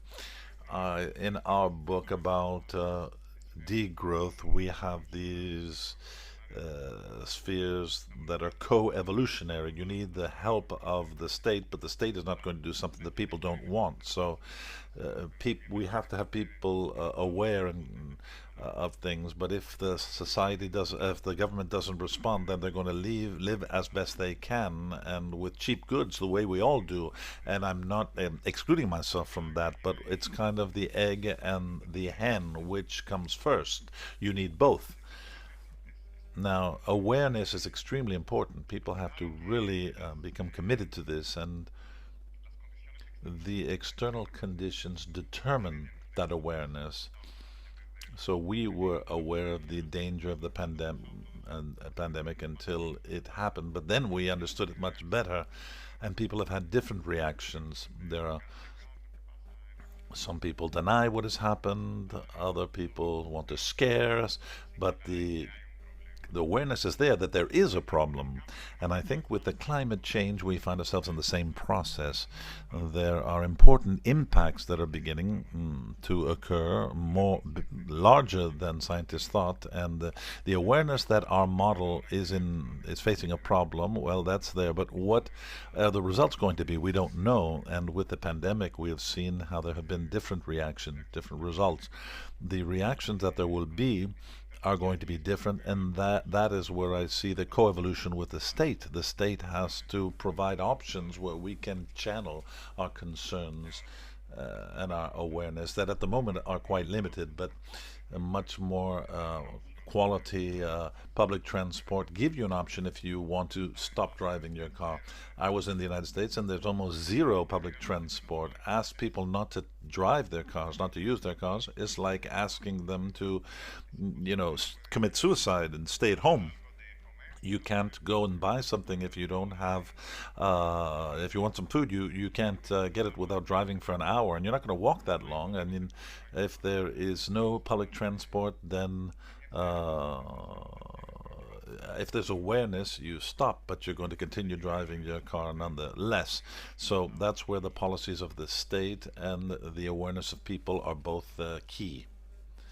Well, thank you very much. Don't leave because I would like to thank you very much for your presence here, for the very clear presentation that you've given us. And I want to speak Greek the way you speak Spanish, because he started apologizing for Spanish, which is outstanding. Now, before leaving, just some housekeeping rules. We're serving the coffee in the foyer. I just want to tell you that at 11:10, so you have time for a quick coffee at 11:10, you can also go to a side event in the corner where the Maresme Circular project will be presented. It comes from the Consortium of Waste of the Maresme, and I think it's worthwhile to attend. Also remind you that at 2:30, after the closing of the Congress, you'll be able to visit the recycling site of El Maresme. And remember that at 2:30 there will be a final site event coordinated by the Techno Campus about support for financial resources, and you have to sign up beforehand. Now, having said this, I would like to thank you for your attention. Thank Georgia again, and let's go have a coffee. Thank you very much.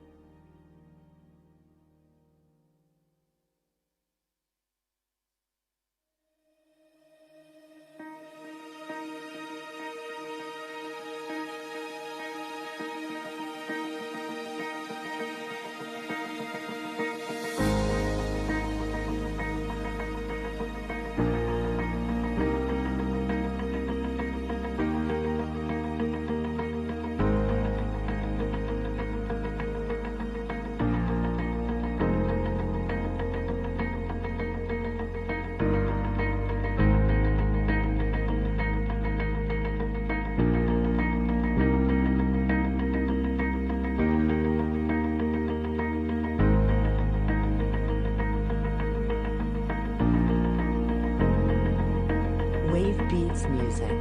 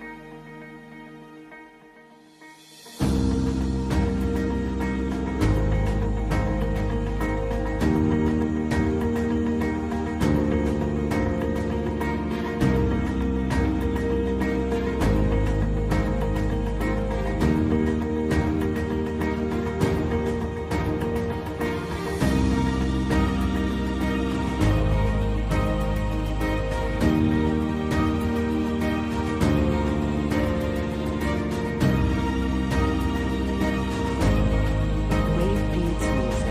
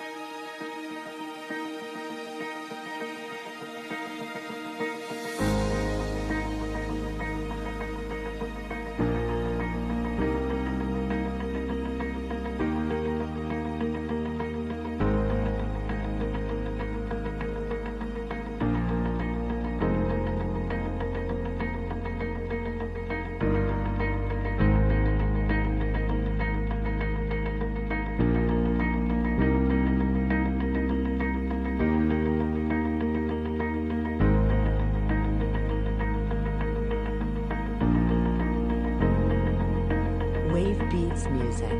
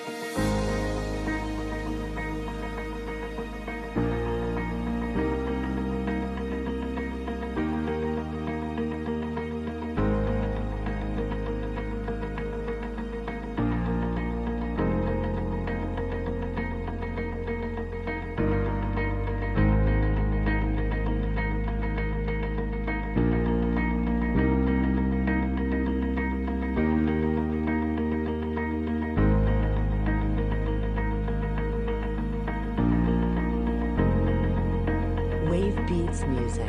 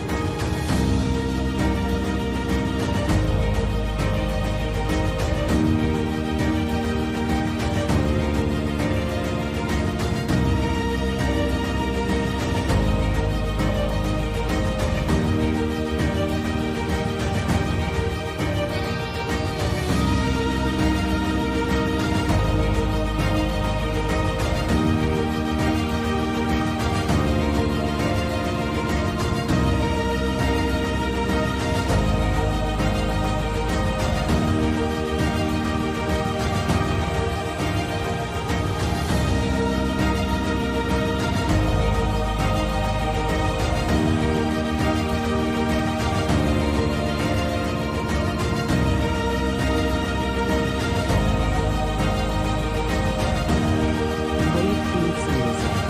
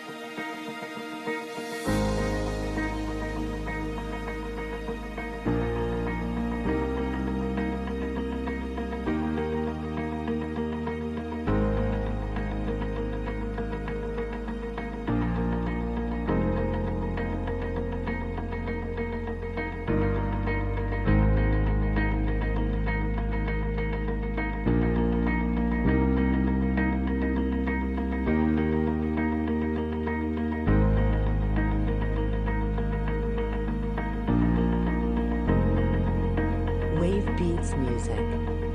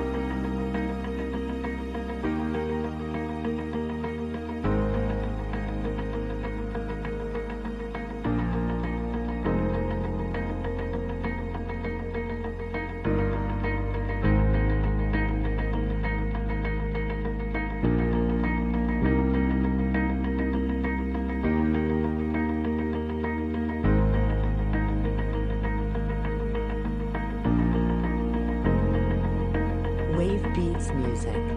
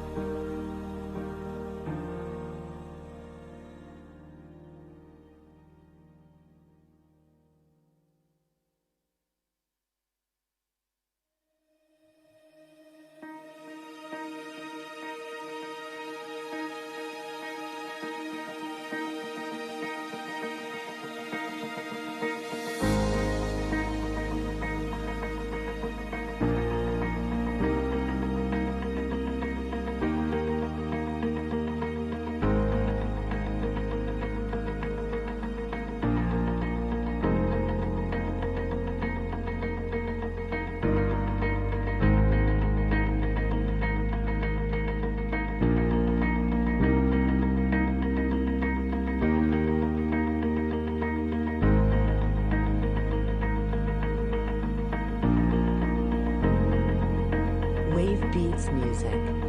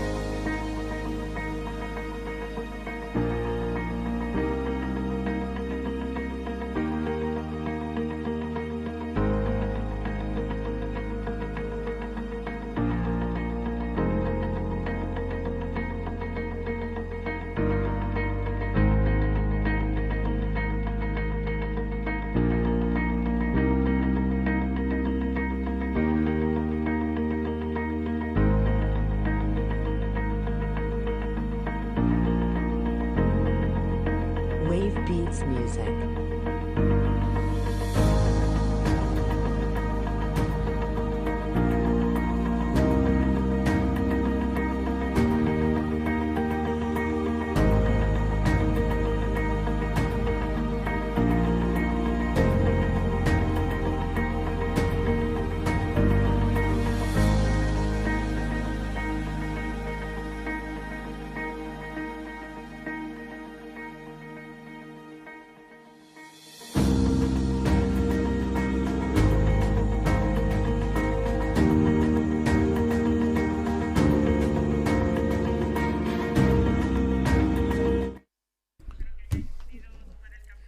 Good morning. I hope everyone's been able to enjoy their coffee, and those that wanted to were able to see the sighting. We'll wait for a few moments for everyone to take their seats.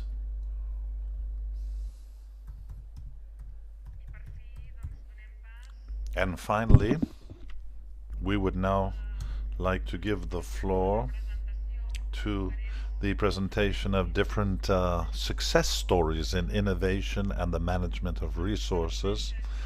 After hearing George Calais, well, it is clear to us, and it's clear to us that innovation is a key aspect for moving forward in this area from the linear economy to a circular economy.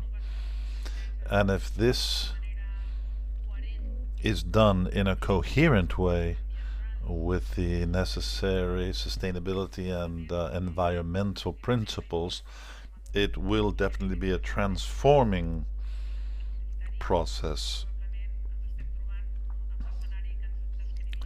And if not, that would lead us to the scenario that George was telling us about before. Today we have here with us four speakers that are very interesting. One of them should already be connected on the screen. Hello, how are you? Thank you. How are you? Can you hear me? Yes, I'm fine, thank you. Okay, And thank you for the fine presentation. Okay. Uh, So, So we have four speakers with an very interesting international view.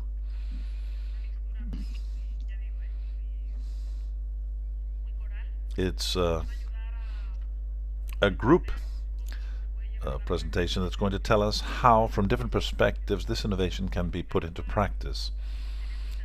First of all, we have Rodi Jensen, who is the person on the screen. He is the manager of a business from the Kalundborg Symbiosis. He is a specialist in economic geography and entrepreneurial development.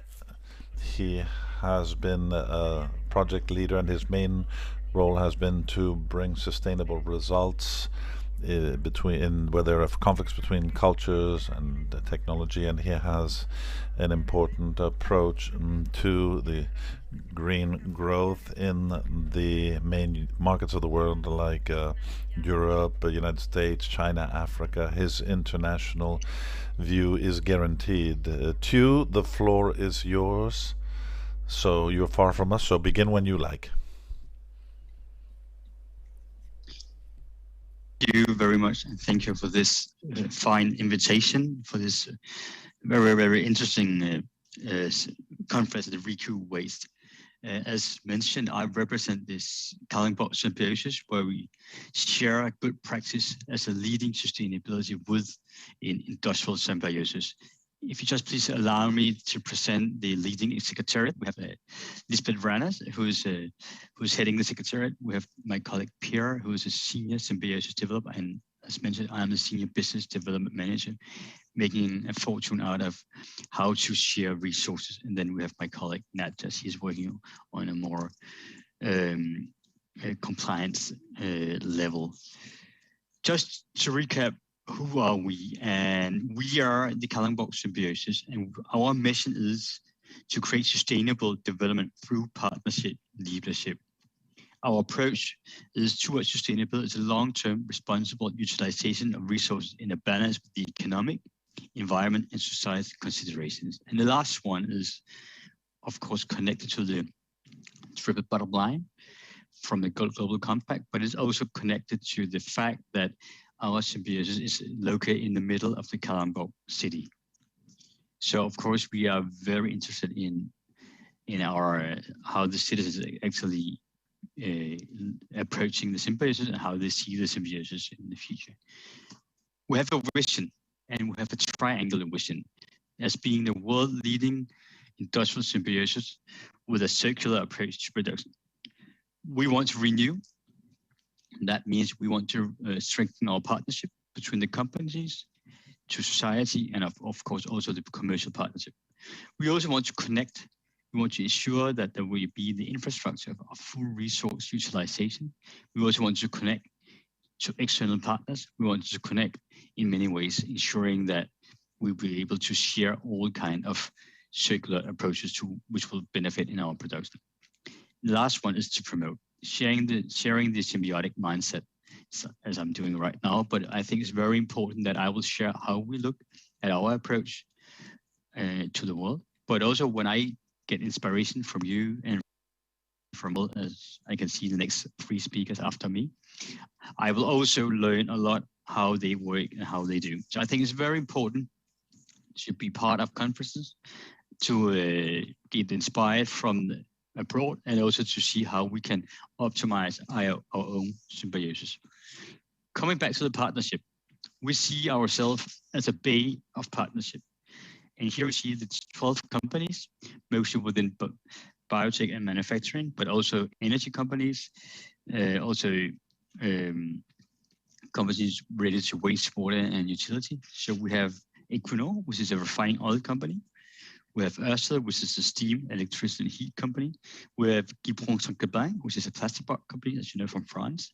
We have the Novozymes, which is an enzyme company. Novo Nordisk, you probably know from the insulin production, and the large pharmaceutical company. Vista Green, refining waste to oil. Kalundborg Bioenergy, and Unibio, Christian Hansen, which is HMO ingredients and human breast milk. And of course, also the municipality. We think it's very important that we have the regulators on board. Here is how we see, like, one of the things very important is that we have proximity between the companies. We have a difference. There's no competitors at the moment, and there's a high local commitment. So that's part of the success we're working on. Here you have the physical infrastructure, how we are connecting all the companies. As you can see, we have 3 streams. We have one which is the energy stream. We have one which is the water stream, and one is material. That is the most important streams in the Kalundborg symbiosis. And all streams are connected between the companies, and each stream represents actually one bilateral agreement and one bilateral partnership. So as you can imagine, there's plenty of partnerships, plenty of streams, plenty of corporations, and they have made individual agreement between each stream, so they'll make benefit from both parties. You know, just to give you an example of how a cross-sector collaboration can be, as you look from the top, you can see the lake. The surface water from the lake will go to the water supply, and from the water supply is untreated to the oil refinery. Then it continues the heated water process to the energy producer, and not to mention that it's of course way cheaper to heat up already warm water than heat up cold water. And then the steam goes to the enzyme company, enzyme producers, and all the way to the wastewater and biogas. And then we have already heated up water, which will be district heating, which actually warm up the whole city of Kalundborg. And then it continues in various matters all the way down to the heat pumps, and then it ends up in the sea. So that is just one example of how a stream actually could follow. So if you go into the deep dive accomplishment and see what have happened the last 5 years, created a new strategy. We have enabled a modern agile organization. We have generated 5 new synergies. We have established 4 new partnerships, as you can see at the previous slide. We have conducted 2 life cycle assessments, and more to come. We have received of the world's most famous international awards given from the UN and one Chinese one. So within the last 5 years, we have a formal setup for this organization and this symbiosis. But how did it all start? It all started actually back in 1972, where two pioneers in the symbiosis actually just came up with a good idea. There was some surplus gas, so they made a project between the companies. And then it all went hand in hand with the steam supply, then with the using residual streams, the ale plant, and what we know today as a Kalundborg symbiosis. But what is important to say here, this is a 50 years of cooperation, and it all started having no master plan. And I think if you want to copy this setup today, I think it's important to say that having a master plan could be an idea, but also be open to see how would this cooperation actually evolve over time. It doesn't have to take another to establish a new Kalundborg symbiosis. Here is how we also work in the promotion, but also how we work on strategic level. We have been part of one of the editions of the National Geographic, the End of Trash, where they actually have asked us to be like the main story. We have also on strategic level been engaged with the EU. So we are part of the finding and innovation in terms of how to recap the 55 and how to reach the common goals on CO2. And then we are, of course, also involved in large corporations in China. But how do we create success and how do we actually go hand in hand? Because the symbiosis is actually, and sorry for this in Danish, I will translate, but the symbiosis is actually based on very large international companies. But very large international company consists of a certain level of innovation, but it's also very important to reach out to external partners, but also very important to ensure that there will be like entrepreneurial setup, a startup setup, so they can actually influence and evolve with the large companies. So we have engaged with the EU funds, which we are very thankful to receive. So we are running various entrepreneurial programs for startups and connect them to the large companies. So we ensure that will be a high degree of innovation within the companies. So all local startup companies can engage with us, and we will ensure that there will be a direct fast track to the ecosystem of the biotech companies, but also be a direct fast track if they want to make green solutions for local setup. Coming back to how we also think the main ingredient to create a symbiotic partnership leadership. This is how we see the gateway to successful industrial symbiosis. And here we have identified in the hexagon six entities which has to be part of it. We have the businesses, of course. This is a 12 businesses we showed before. We have the municipality and the national government, as you also see before in symbiosis with the representation of the Kalundborg municipality. We have the civil society. Another important thing, we have the people who finance the projects. We have the network organization. And also very important, we have the knowledge institution, universities, and so on. And we are also actually sharing our premises with the university, because it's important to also get the latest research, the latest input from the academic level, and they also need to get the latest input from the practical level. So along with, if you've probably seen that before, but along with the with other EU projects, we see this as a win-win barometer. As I mentioned before, it all started with a good idea. Then it comes to how to map the local resources. Then you have to screen it, and then you have to make a proof of concept. Coming back to 1972, you had a proof of concept. Then you have the sustainability assessment finalized, system qualified, and at the end, as we see today, as a Kalundborg symbiosis, we are as what we term the SRL9, a resilient partnership, compliant to the slide you saw how we actually physically are connected. And if you go to the win-win barometer and steps, it's just say, then you have the facilitation by cluster management. It's like the first 1 to 4 steps. Then you have to engage all the partners. Then you have the storytelling, and then you have the role of the partners. And it's very important that the bilateral agreement or the role of the partners is fully fledged, and it also will be executed rightfully. Just to give some, it's also one of the questions I received. So does it really make sense to do this? And here you just see the facts that we save 635 tons CO2 every year. It's the same amount of CO2 discharged on average for almost 40,000 days. We have a socioeconomic value or surplus enough to buy 354 brand new electric powered cars. And we have a business value of $28 million, equivalent to employ 252 academics employed per year. So there's no discussion or no fact saying that it's not a good idea.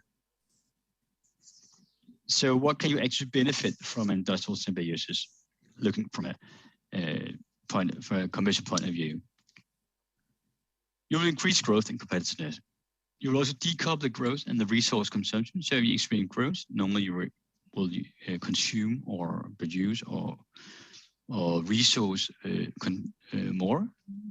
But here you actually have high growth and then lower consumption. You will have better control and adaptability because you know how the resources will be controlled.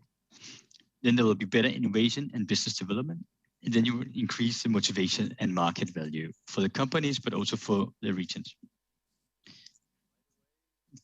Again, just to see here, lower production costs, fewer expenses, growth where you improve resource efficiency, the reduction of waste, lower CO2. That will count to the municipality, the companies, but also to the national level targets you all have in each country.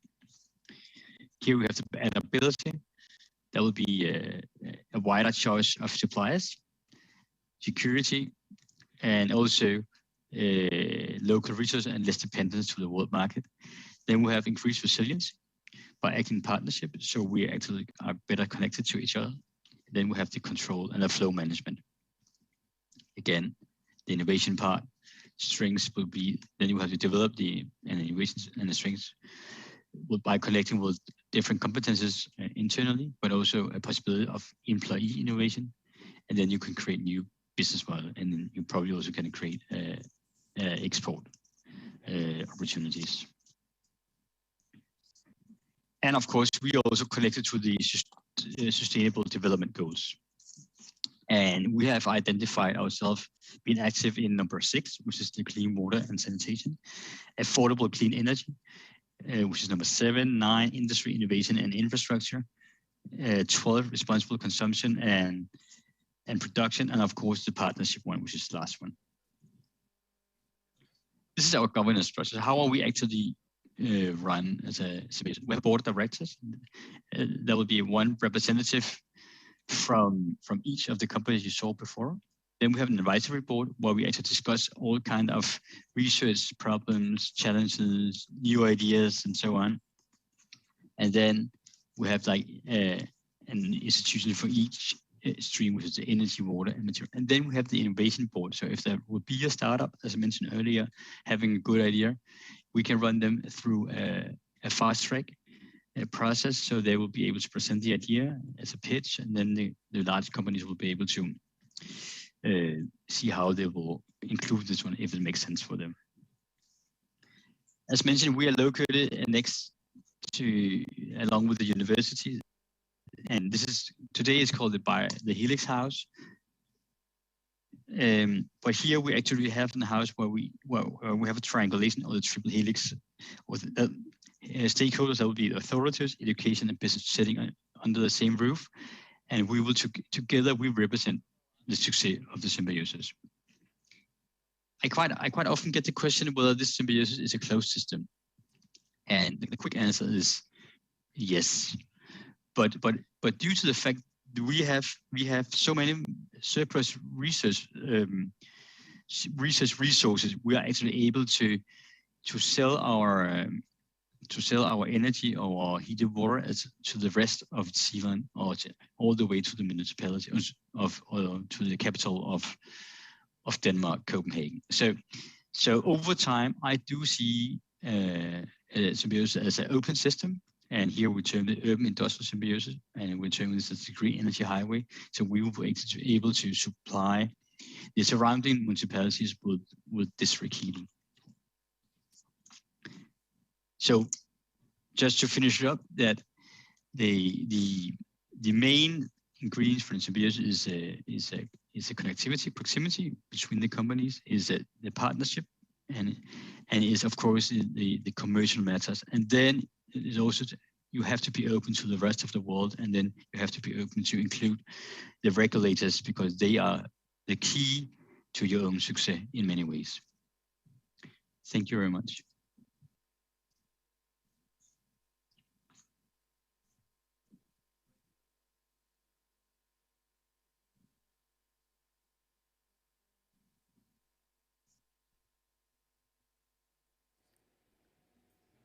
I am not Can sure. can you hear me? Anyway, Yes, now I can hear you. okay, thank you. Thank you very much. Thank you very Want to much. say you thank you very I much, wanted and to maybe say if some thank you, questions and will maybe be at the end of there will all be the some presentations, questions so at the end of the don't go so presentations. far and away. So please don't Okay? go away, and we'll Después de este connect with you later.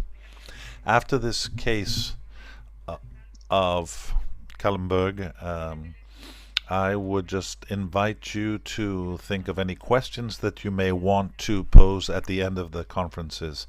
It is a very paradigmatic case, and very inspiring for initiatives that are being carried out even here in Catalonia.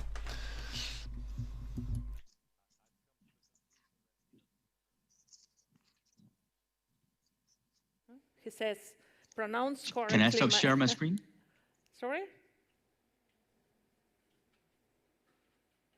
Okay. Is my microphone on? I hope so. Yes? Now. Okay. Hola. So Steve O'Reilly, let me present you. Oh, yeah. Él es project manager de Recuwaste Center. Es director de proyectos en este espacio irlandés. Project manager in this space in Ireland. That's the National Centre for Circular Economy. He leads research and digital innovation policies, the aim of which is to promote education and defend circular economy in the Irish society. He is passionate about the heritage of design, urban design, and the initiatives that bring together creativity and the circular economy. Okay, so buenos días. Me llamo Steve. Good morning, my name's Steve. I'm from Y Dublin. gracias por la And oportunidad. thank you for the opportunity given to me to present our National Centre on the Circular Economy. And thank you for allowing me to be back here in Catalonia. I will give this presentation in English because my Spanish, as you can see, is a little bit rusty. Apologies. Lost without you at this conference. So what am I going to talk about? Oh, is this working? There we go. So first of all, I'm going to discuss the Rediscovery Centre in our context, in our historic context, to show you a bit about how we became relevant. Then I'm going to discuss circularity in Ireland today, to discuss how we're continuing our relevancy and how we plan to be relevant again in the future. Then I'm going to give you a bit of a tour of the Rediscovery Centre. It really is a place where you can experience the circular economy on an architectural scale and also on a human scale. So I want to kind of bring you guys to us. And finally, I'm going to talk a bit about our core values, which are to educate, demonstrate, and advocate for the uptake of the circular economy in Ireland. So what makes us different from other national centres for the circular economy? And the difference is we are a grassroots organisation based in a suburb of North Dublin that's called Ballymun. And Ballymun, if the circular economy, if its goals are to address social issues, environmental issues, and economic issues, Ballymun is really at the crux of those three things, but from a really problematic perspective. Ballymun was built in the 1960s to alleviate a crisis in Dublin related to, severe kind of poverty and property crisis. There was a lot of tenements and slums. So basically the government shipped them out to Ballymun, shipped a huge group of people out to Ballymun and left them in housing projects that were deemed to be a social housing failure in the 1990s. And this building here, this is where the Rediscovery Centre is now based. It's an industrial building that used to heat all of the water for the whole area, and it would be displaced to the whole community via a kind of district heating system that proved to be, I mean, it was architecturally way ahead of its time, but it proved to be very problematic. There were huge problems with operations, and if it broke down, the whole community would be totally without hot water, so it was very problematic.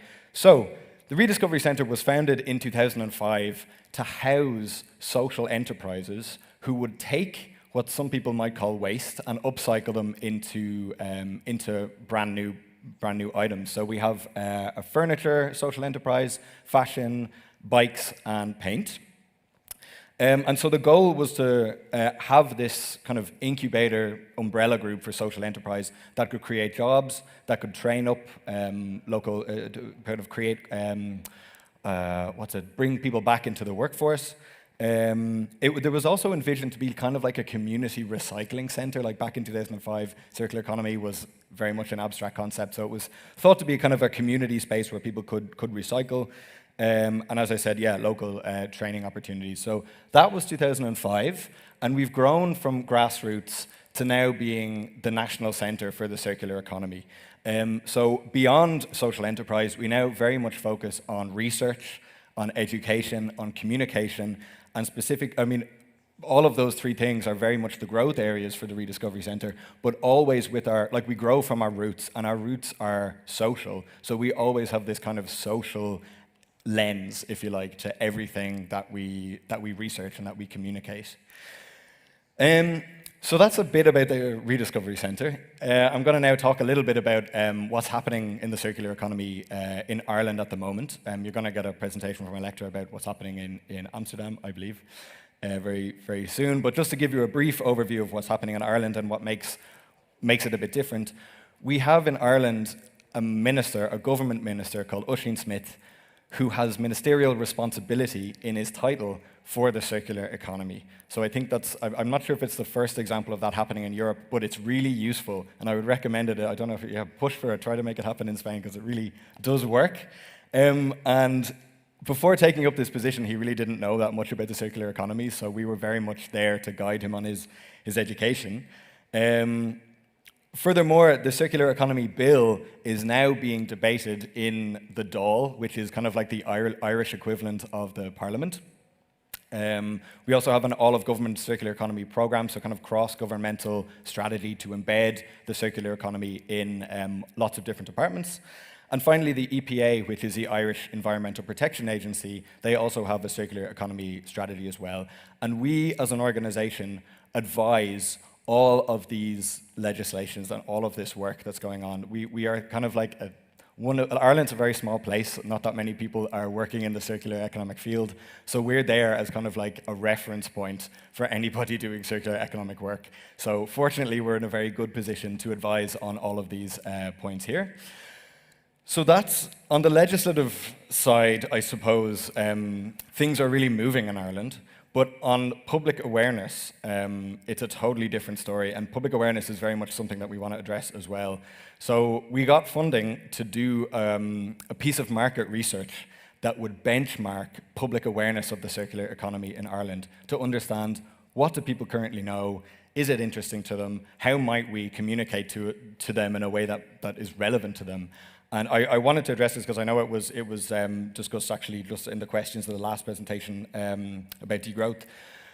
In Ireland, right, I don't know about Spain, but in Ireland, nobody knows about the circular economy, nobody understands the circular economy, and ultimately, nobody cares, right? So it's a bit of a bleak picture for public engagement and awareness about the circular economy. 1 in 4 Irish people have heard the term. 1 in 20 people feel that they have an understanding of it, a bit of an understanding. And when the people that didn't understand, had never heard of it before, we provided them with a written explanation of the circular economy, and only half of the people that read that explanation felt that they understood it afterwards. So it really is in an ivory tower, very far removed from people's everyday lives. Oh, and also another vital statistic is that we only 50% of the people that we interviewed, and this was a big group of people, 1,000 people, with representation from all different demographics and attitudes from all across, and also geographic spread across Ireland. Only 50% of people felt that they had the capacity to become circular in their lives. Essentially, half people cared about it to make change in their own personal lives, and half people didn't care. And the reason for that is because most people have other concerns. We saw that during COVID, public interest in sustainability really went down. People's capacity to worry about stuff only goes so far. People have only a certain bandwidth to care about issues. So if their mindset is taken up with COVID, people are going to care less about the circular economy and sustainability generally. Furthermore, in Ireland especially, we have a housing crisis, we have a health crisis before COVID. If people are worried about social issues that affect them personally, they're not going to feel that they have the bandwidth to really engage with this topic. So all of this research really points to two things, which is that we need to make the circular economy relevant to people's problems. So we need to make it contextual to people before they're going to even think about becoming circular. And the second thing is we need to change the medium. So we can't keep using written words and articles and expect people to uptake the circular economy. We need to translate it into a new medium for engagement. And that is really what the Rediscovery Centre is. So I'm going to take you on a bit of a video tour through the Rediscovery Centre. This is it in Ballymun. You saw that old industrial building that we had, so we renovated it. We got EU Life funding to undertake a renovation. That was very circular. Hold on, I have my notes. Yes, so we have passive design. It's fully passive. You can see here we've engraved a huge amount of biodiversity spaces, and when it's not lashing rain, we use these spaces as also a classroom, so an outdoor classroom. All of the human waste and all of the food waste is put through, is composted. We have compost toilets that feed the biodiversity garden. They don't feed the seasonal vegetable garden, but they at least help out with biodiversity garden. And it really is an island of biodiversity in what is otherwise quite a concrete jungle, for want of a better description. So I mentioned passive design. All of our heat is created by a heat pump, electricity via PV panels, and sustainable sources. We harvest rainwater. We have those green roofs, as I mentioned. It's also a smart building, so it responds to the users that are in the space in terms of electricity use. And the materials that we use for the renovation are all from, all of these materials here, this is the facade, they're all salvaged from other demolition spaces around Dublin. We also we use hempcrete instead of concrete, which is a concrete alternative that is very not as carbon intensive. And also wool, so we use sheep's wool for insulation. Hold on, my clicker's not working. Oh yeah, there we go. So this is just a few photos from the interior of the space. You can see it's a passive design, so the use of natural light as much as possible to integrate really, to lower our energy use. We also kept a lot of the original features of the building, the industrial features. So this is a sculpture that was made of the pipes that used to be used for hot water. But we've also left, let's say on this ceiling, you could see, there's the rainwater that's going that way, or there's sewage that's going that way. So we wanted to open up the functioning of the building so that people could see the circular economy in action through architecture. This is our green wall. It doesn't look that vibrant at the moment in this photo, but it actually is usually in the springtime especially, it's quite vibrant. And what this uses human urine as a resource. So we use phosphorus and nitrates as a source of food. They're pumped up and it flows down. We call it anthroponics, like hydroponics, but with the human element added to it. So if you'd like to visit and make a contribution to this living wall, you're very welcome.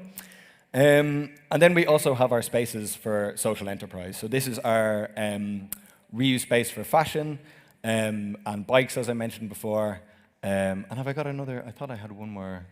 Oops. Is that working? Oh, there we go. Yes, and all of the produce that are made in our social enterprises are sold in our eco store. The store is looking a bit bare at the moment. This was taken during our launch. Usually it's full of bikes, upcycled textiles, upcycled furniture. And as well as that, the research team and the communication team, so the team I work in, use this also as a co-working space. So that is all to say that on a human scale and on an architectural scale, when people come and visit the centre, they're given an experience of the circular economy. Through the architecture, we designed it. As I said, we got EU LIFE funding to design, to refurbish this building and to design it as kind of like a 3D textbook. We have these bookmarks around the centre that you can go up to and play with and experience and learn by doing. And also on the human scale, like the output of our social enterprises are also examples of repair and of the circular economy. We also want to set up a new social enterprise a tools library as well, so that we go beyond repair, also the sharing economy too. In terms of education, our education team are growing rapidly. We've gotten Science Foundation Ireland funding to grow our team to start traveling around Ireland and teaching about the circular economy. They largely speak to primary and secondary education, but we also have third level education as well. We have some PhD students at the centre who research about reuse, public engagement with the circular economy as well, and circular design. And specifically, the education team are now working with the Department of Education in Ireland to embed the circular economy into the national curriculum for schools. So for the primary, so from kids from 4 to 12. And also our social enterprises also host reuse workshops, repair workshops about fashion, bikes and furniture as well. Advocate, right, this is really the area that we're trying to grow in because, as I mentioned, nobody cares about the circular economy. So our goal is to really establish a digital online space where people can come to, no matter where they are in Ireland, and learn and create that kind of citizen engagement with the circular economy. And we've actually gotten LIFE funding to build out that digital platform as well. It's a very exciting project. And as I mentioned as well, that research and policy work. So that's a very important part of our work at the moment.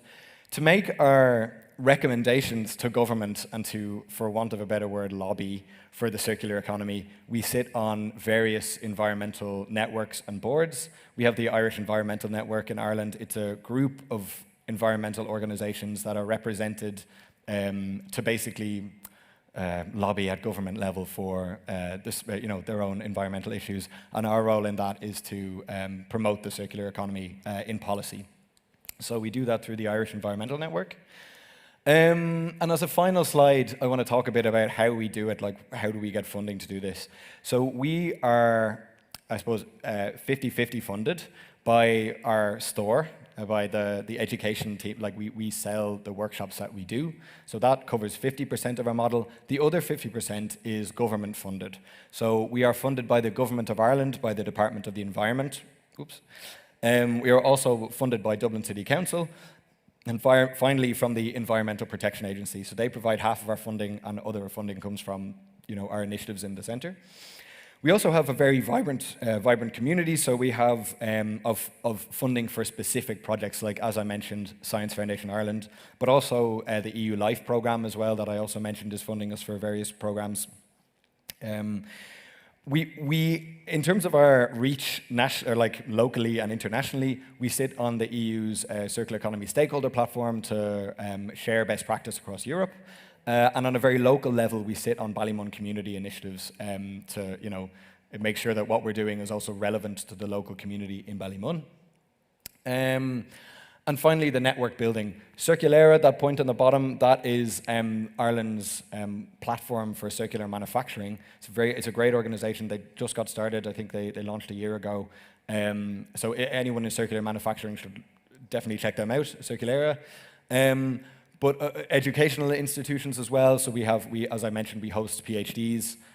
But as well as that, we're trying to, we work with a lot of educational institutions, specifically on cross-border initiatives. Ireland, we share a border with the United Kingdom, with Northern Ireland. With Brexit, it's a really difficult topic and situation. So what we're trying to do is work with cross-border communities to try to provide circular economy as something that can help create communities across the border, because it is a very worrying topic for us in the Republic. And as a final note, I just want to say Tá fáilte romh. This is an Irish saying to say that you're very welcome. So if you are in Dublin, please do visit us. We'd very much love to have you guys visit. Thank you very much. No. Sorry.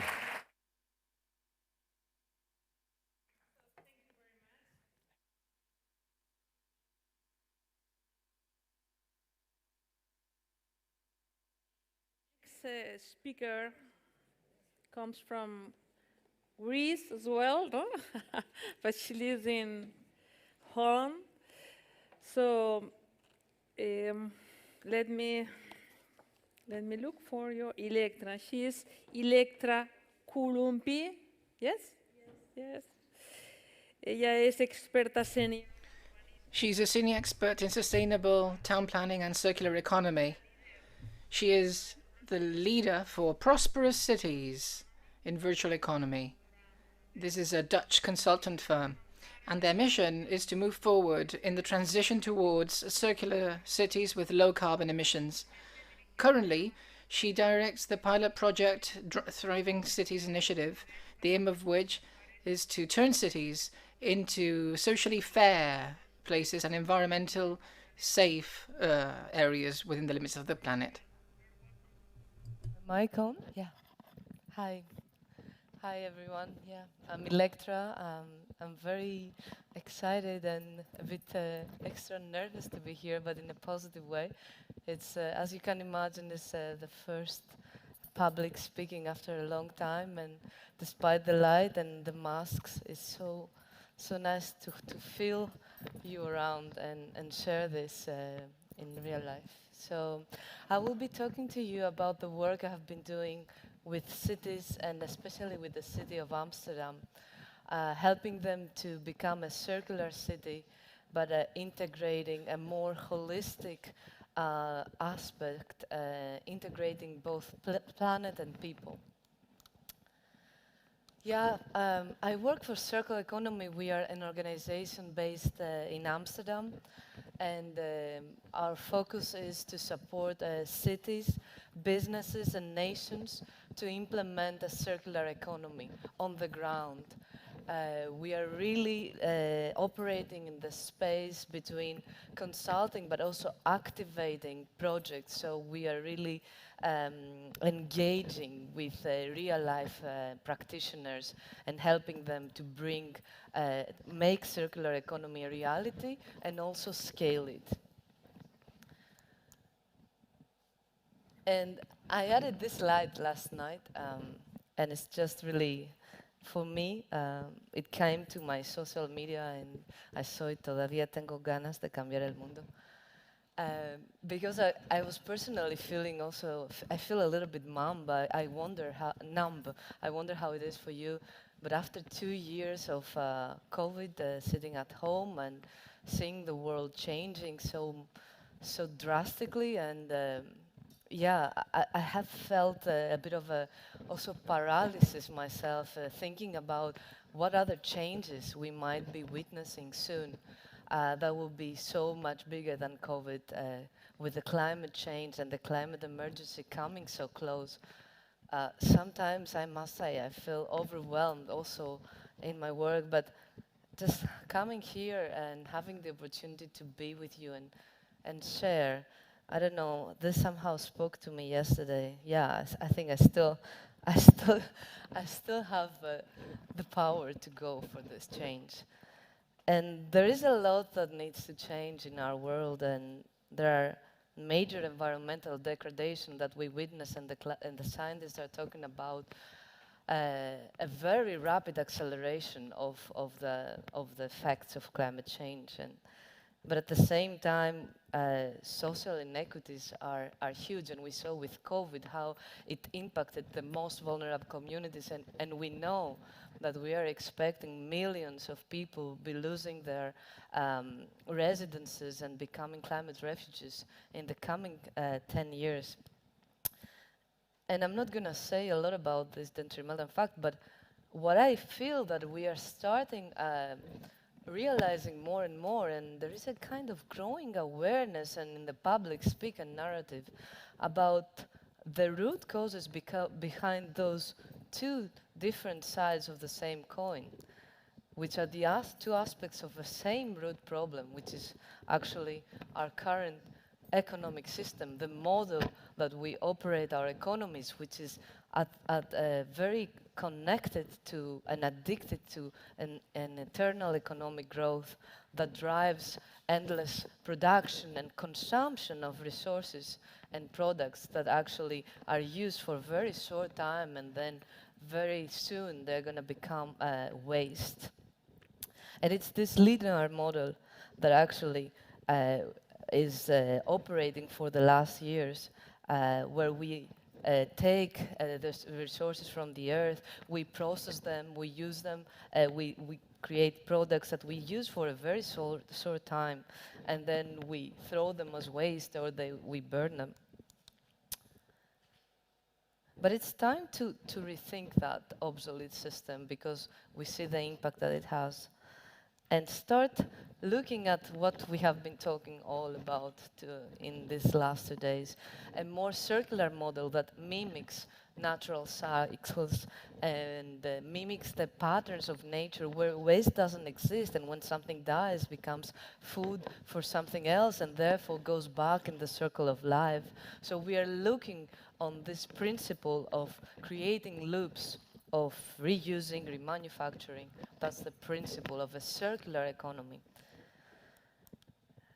And at circle economy, excuse me, at Circle Economy, the organization I work for, we wanted to go one step further. So really take a much wider understanding of circular economy, which goes beyond the just optimized circle of resources, beyond the optimization and the efficient way that we use resources, into a much more broader understanding of what is an economy and how we can design societies and economies that make both people and planet thrive. And that's why we started using the donut economic model in combination with the circular thinking. And then we started to applying it into cities, which is the area I have been working on.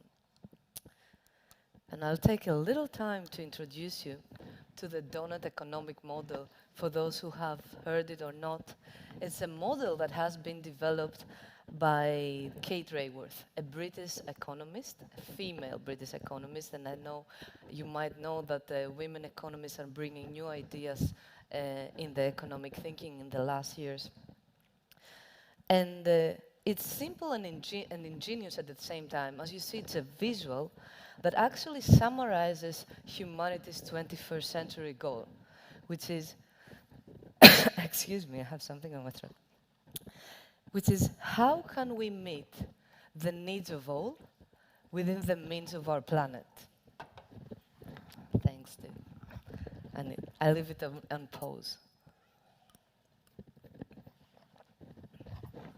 How can we meet the needs of all within the means of our planet? And you see this this diagram that has two circles, two like it's a ring. So there are two rings. The inner ring is the sorry.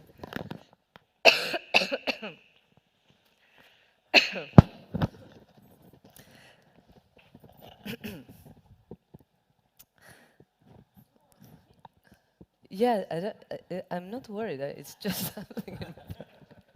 It's not really stress. So let's see how this goes. So the inner ring, what is called the social foundation, represents, if you see, the basic needs, the basic essentials that everybody needs to have, every society needs to have in order to thrive, and spans from food, clean water, energy, or education, and peace and justice. These dimensions that you see in the inner circle are what we call the Sustainable Development Goals, that they have been defined by the United Nations, the different nations around the world. According to this model, nobody should fall short, nobody should fall within the social foundation, the inner ring, because that would mean that they wouldn't have enough in order to sustain their basic needs. And now, we want everyone in this world to be able to have this basic standard of living and have as much as possible, but until a certain extent.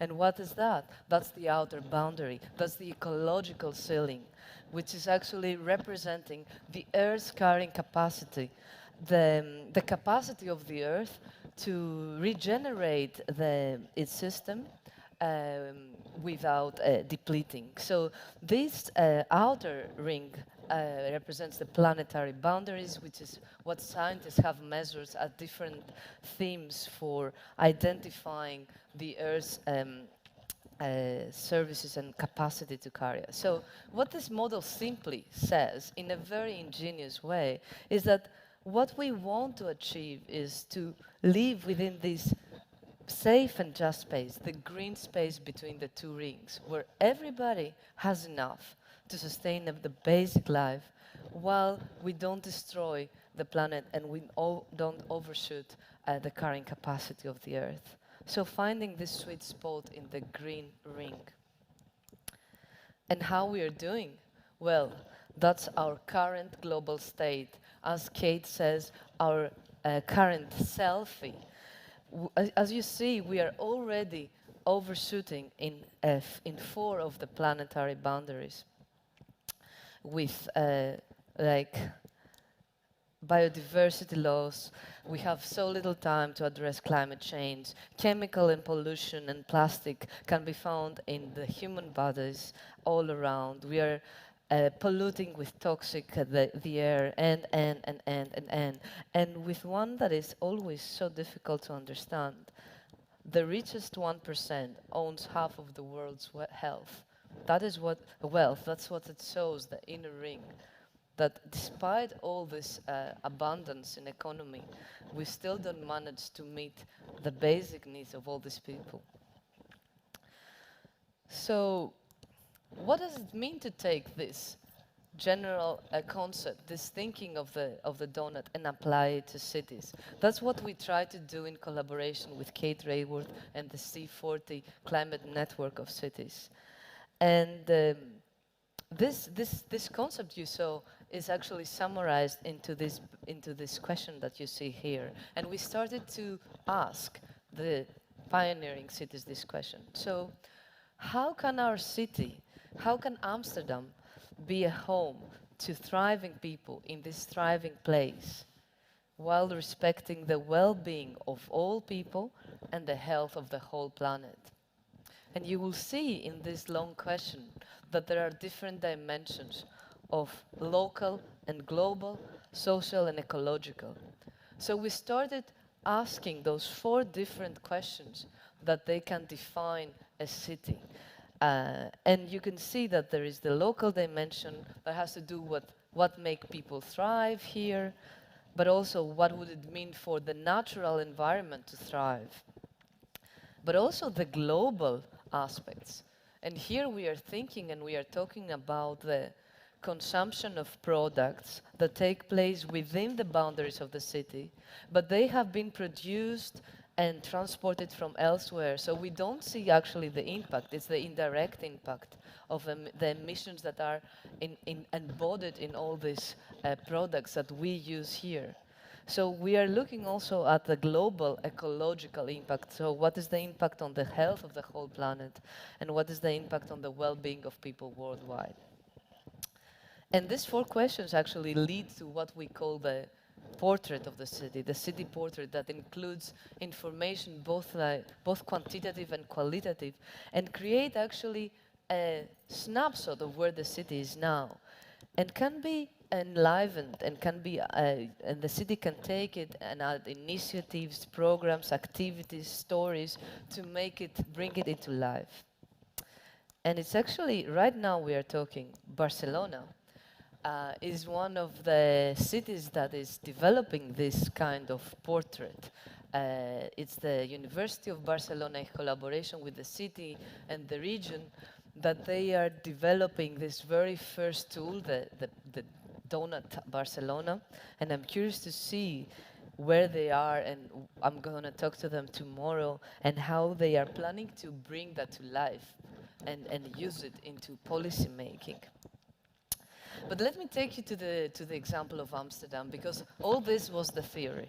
All this that I presented to you was the theory and the background frameworks that we brought to them as tools to work with and start designing practical solutions for the city.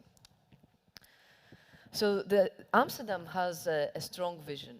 They started, they actually started working with us in 2015, translating a national target. The Netherlands put as a national target that the country is going to become fully circular by 2050. Back then, nobody knew what does this really mean. But putting this national target and translating it down to region and cities created an incredible momentum and a process of learning by doing, as they call it in the Netherlands, of figuring out what does this really mean to become a fully circular city. And then they started really measuring their resources and the metabolism and doing calculations to figure out which are the sectors that are of priority and doing analysis and work. But it was only 2 years ago when we had a conversation with the city, a more profound conversation about the social dimension of circular economy. What I just said in the beginning, circular economy is not just about how we are going to optimize the loop and how we are going to recycle. It's also a social transformation, and it will change the way we work, it will change the way we collaborate, it will change the way actually we behave. So how can we make sure that this circular transition and this circular city of the future will also be a just city, an inclusive city, and a city that integrates these global impacts into their account? So that was when we thought it's time to bring a more holistic view and work with a donut. And we started asking key questions: how to ensure that the local circular economy would benefit people of all incomes and occupations. So it's not going to be only an elitist transition for those who can afford it. But also, how can we integrate different city priorities like health, which is such a major issue and conversation right now since the latest pandemic, education, climate change, and biodiversity in the agenda of circular economy, so it doesn't become a separate topic only for environmentalists. And then how can we look at the real city impact? How can we really see the city as a bigger system and understand the impact that it has on the whole planet through the value chain and the transport of products, but also to the people worldwide, the people that work and produce these products. What is our responsibility through the consumption of clothes and food here or there in Amsterdam or here in Barcelona on the impact of people worldwide? So these are key questions that drove the design of strategies. And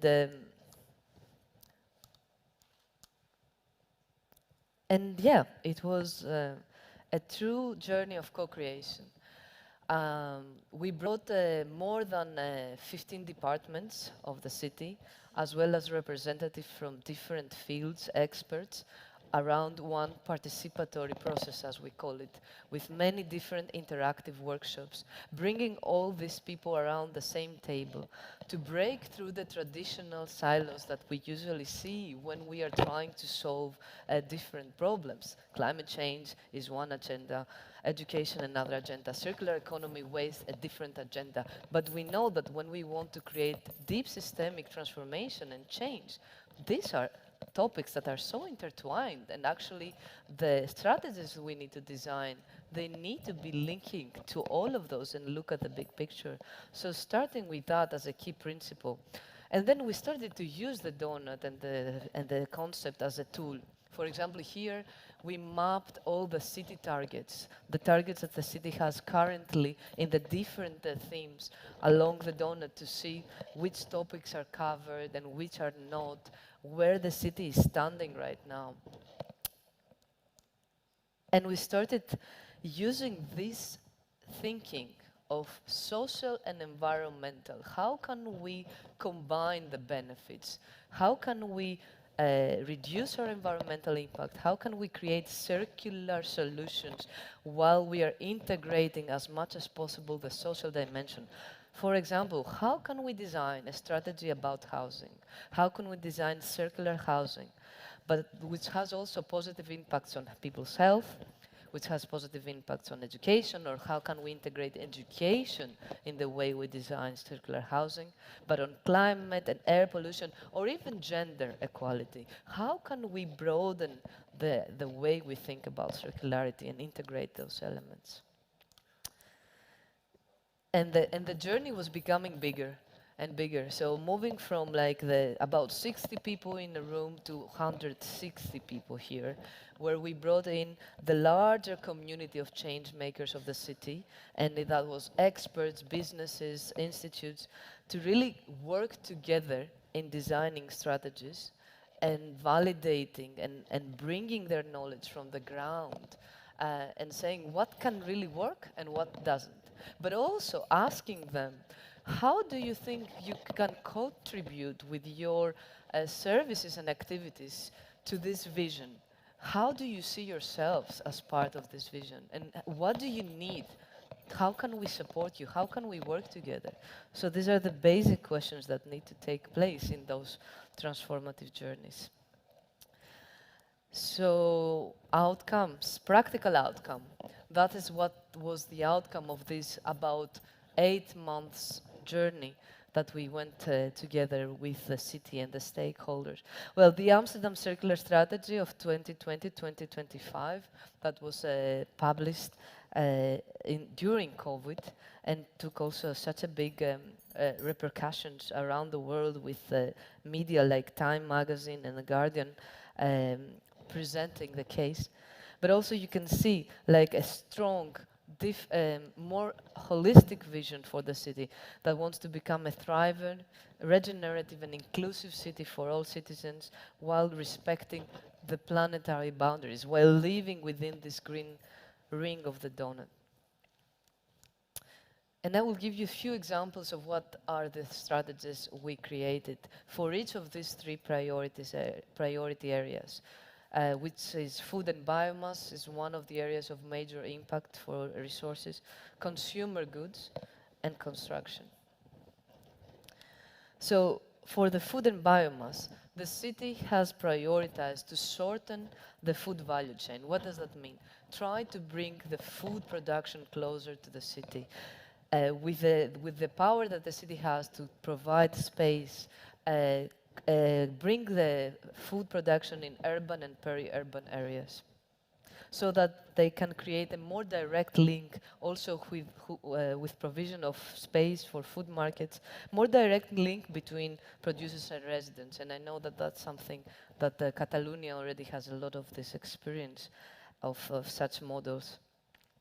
And also strengthening an awareness and education campaigns for healthy and sustainable food diets, and investing very much in innovation for local circular agriculture. So looping the nutrients of bio-waste back into the local agriculture, back to the soil so that they close the loop. So they are innovating in different spaces on that. Now, on consumer goods, the city actually has announced that they want to reduce their own city, the municipality's consumption, and set the right example, reduce the consumption by 20% by 2030. And how they're going to do that? They are going to implement 100% circular procurement. So all the municipality is finding ways to purchase products that are fully circular, but also they adopt policies of access over ownership. So all the furniture that, for example, the furniture that they are buying for city premises are all leased instead of owned, and examples like this. Enacting, they are also becoming the main launching customer for circular products. And here in construction, they are developing circular and socially responsive criteria for new buildings. So the tender that the city puts out, how can they incorporate as much as possible percentage of secondary materials for new or retrofit. They are prioritizing the use of existing buildings, so before giving permission to every new construction, they are identifying the opportunity of reusing existing structures, and they stimulate circular retrofitting and apply it for houses of all income, so making the circular renovation also available for social housing, so that everyone has access to this quality housing. And more, here you can see about the measuring framework that the city has been developing. So how the city measures their progress towards becoming circular or towards thriving. They don't measure it anymore only on economic indicators. They don't measure only the economic growth, but they measure it across a set of social and environmental indicators inspired by the donut. I have 5 more minutes. I'm good with 5 more minutes. Are you still with me? I hope people follow. I'm open for many questions afterwards, but I'm going to go just a bit on a practical thing. So another topic that they have been looking at is on how they can repurpose the workforce, which is a big topic when we talk on transition. They have identified which sectors are going to become obsolete and which are going to be new jobs that will emerge with circular economy, but also map what skills there will be needed, and therefore develop relevant educational programs for the workforce. During COVID-19, for example, the city developed an educational program to shift people who are specialized in constructing and preparing events into actually get specialized into the deconstruction of buildings. That is a key thing when we are talking about circular construction. And then also looking at how they can be moved from incineration, which is a less less interesting solution for circularity, to actually recycling and sorting, which is retaining bigger value of materials. And this, of course, all these visions have been manifested to many practical projects that it will take me days to start talking about that, and that's not the intention. But just a taste of how these concepts can be translated in reality. Here we have the group, the Amsterdam Made, the community of local makers, that they are all working with circular and carbon neutral principles, and they are fostering the local economy. They have created a certification for their products so that they are strengthening and supporting the local production. We see here also, similar to what you're trying to do, a few science parks, but this is more like a living lab area that is being developed, that is taking the different donut principles, so both social and environmental, and trying to put it and pilot this as a practice. And I would challenge actually the area here also to think a lot about the social dimension when you are designing your circular science parks. But also like more local neighborhood initiatives, like these women finding new jobs by reusing and repurposing textiles and creating insulation curtains to also protect low-income households from energy use. And that's one from COVID, where they repurposed and they refurbished all laptops, and they gave it to people who didn't have access to technology during COVID. But yeah, since I started with graffiti, I think I will end with another one.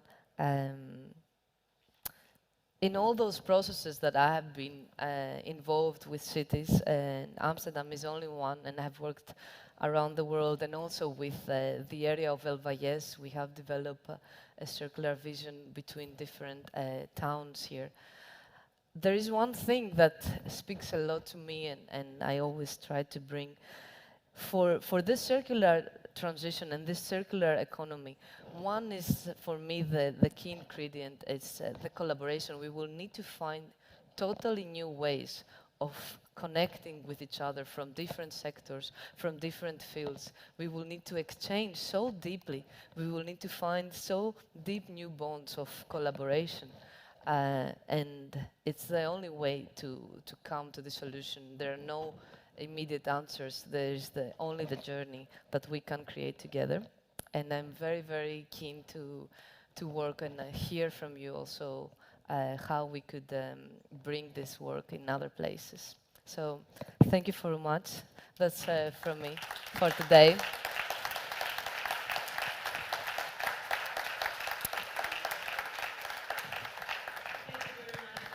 Yeah. Let's go to the next speaker and the last one as well. Mr. Valerio Barberis. Is he connected?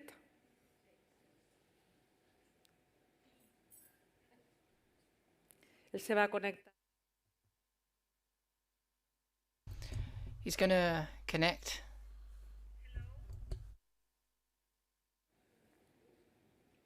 No, este es Valerio Barberi, ¿sí? Vale. Is this Valerio Barberi? Yeah. Estaba desmemoriada. Okay. Yes. Can you hear me? Okay, yes. Now, yes. I was confused. Yes. Okay, Valerio, let me introduce you before you make your presentation. Valerio Barberis es el teniente de alcalde de urbanismo, Deputy Mayor for Town Planning, Environment and Circular Economy of Prato in Italy, and member of the Coordinator on Urban Agenda for the European Union. He is an architect, and he carries out activities in teaching and research at the Department of Architectural Design of the University of Florence. As I said, he holds a political position within the City Council of Prato, and he is National Coordinator for Circular Economy and Urban Agenda. He is in the search of improvements in regulations to creating more feasible financial tools and European platforms to gain inspiration for a town planning that allows for a better coexistence and especially exchange of knowledge amongst cities. Thank you very much for being here. The floor is yours. Okay. So good morning for the presentation, but first of all, I'm really happy to be here because the presentations are very inspiring. And so it's very honor to be here to share our experience and what we are trying to do in the city of Prato. So I immediately share my screen.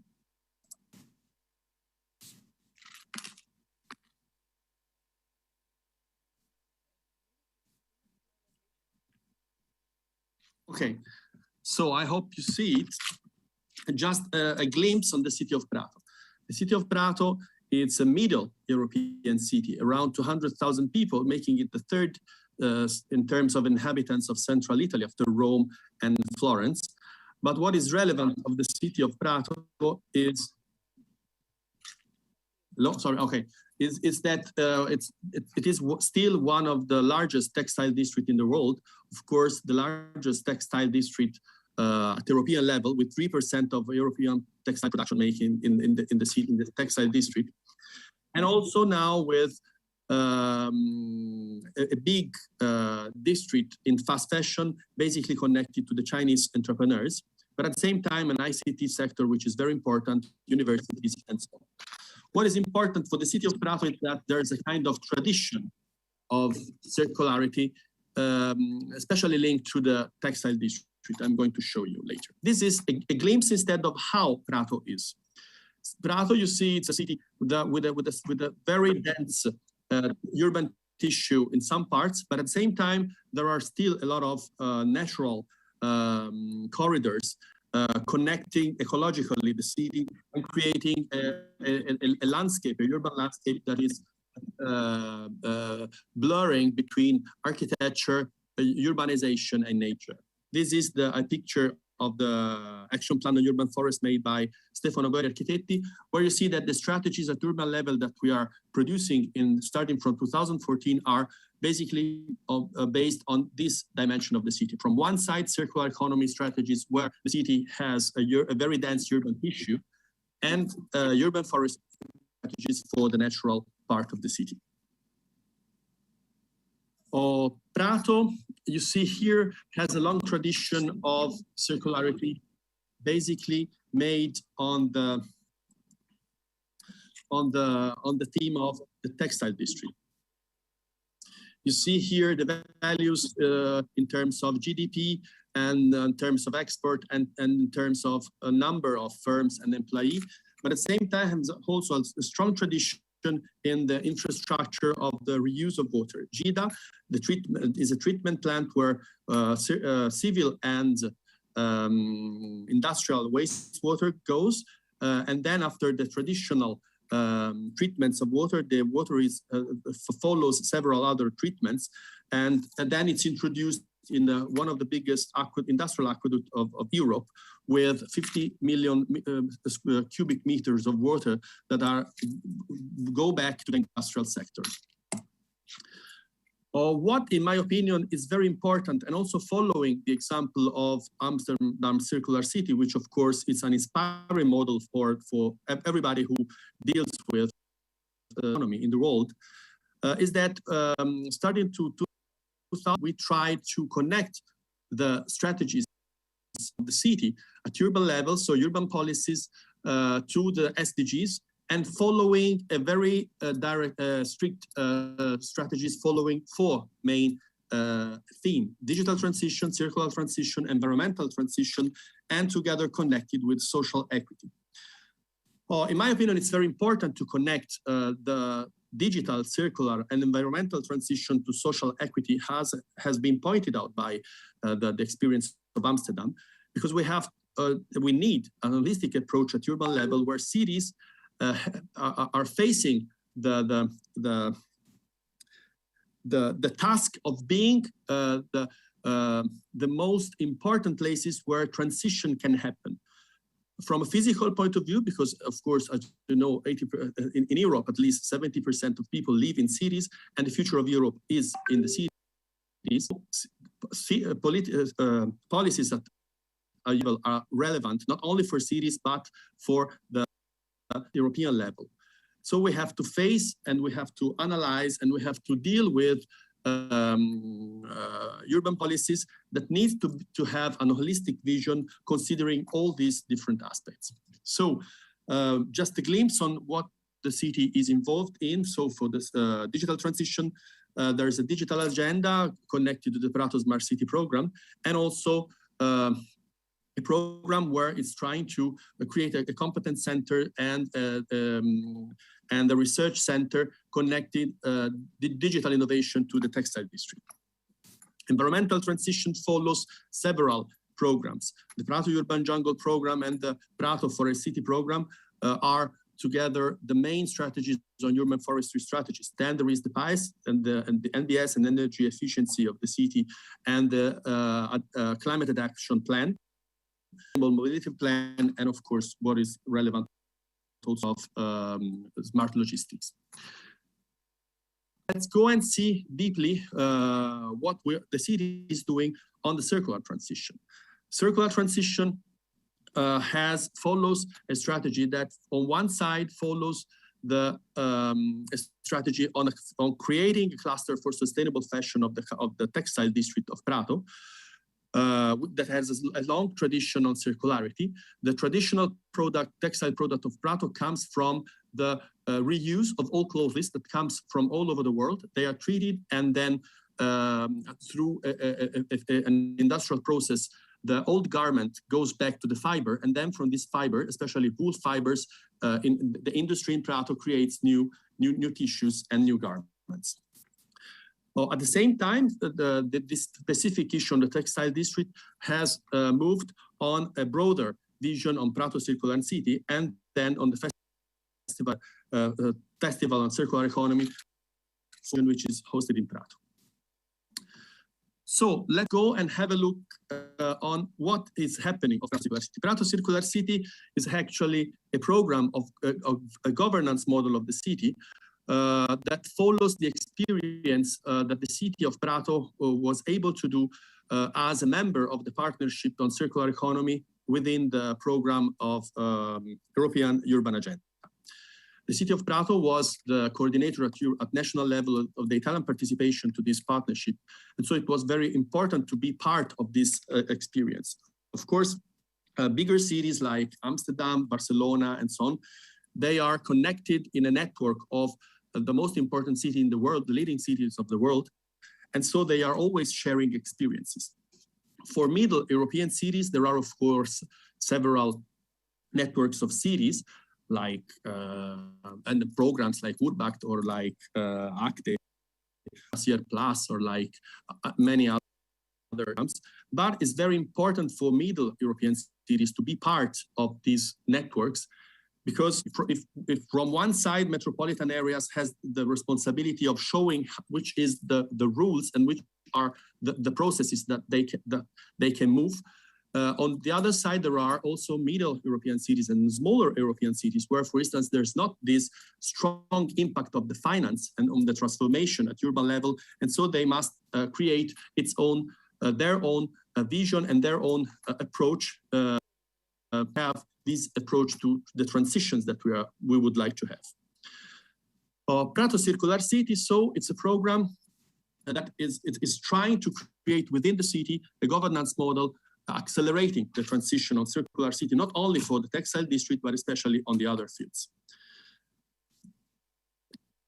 So as member of the partnership on circular in the European Urban Agenda, that was in charge of 3 different working groups. One side, the proposal for the revised water sector legislation, the toolkit, the pay-as-you-throw toolkit, considering it as the real way where and the real tool that is that can accelerate the transition of circular economy for the waste management models.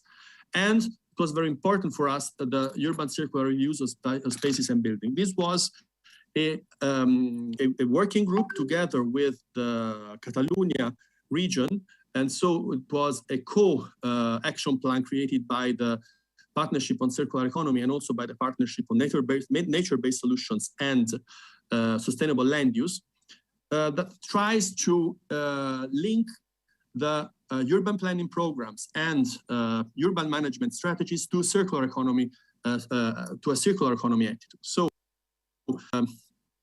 if we want to keep and to have smart cities, first of all, we have to be smart in the planning of the city. And so we have to know all the unused, underused spaces and buildings of the cities, and then to connect them to the possibilities at social level, at economical level, to reuse immediately them through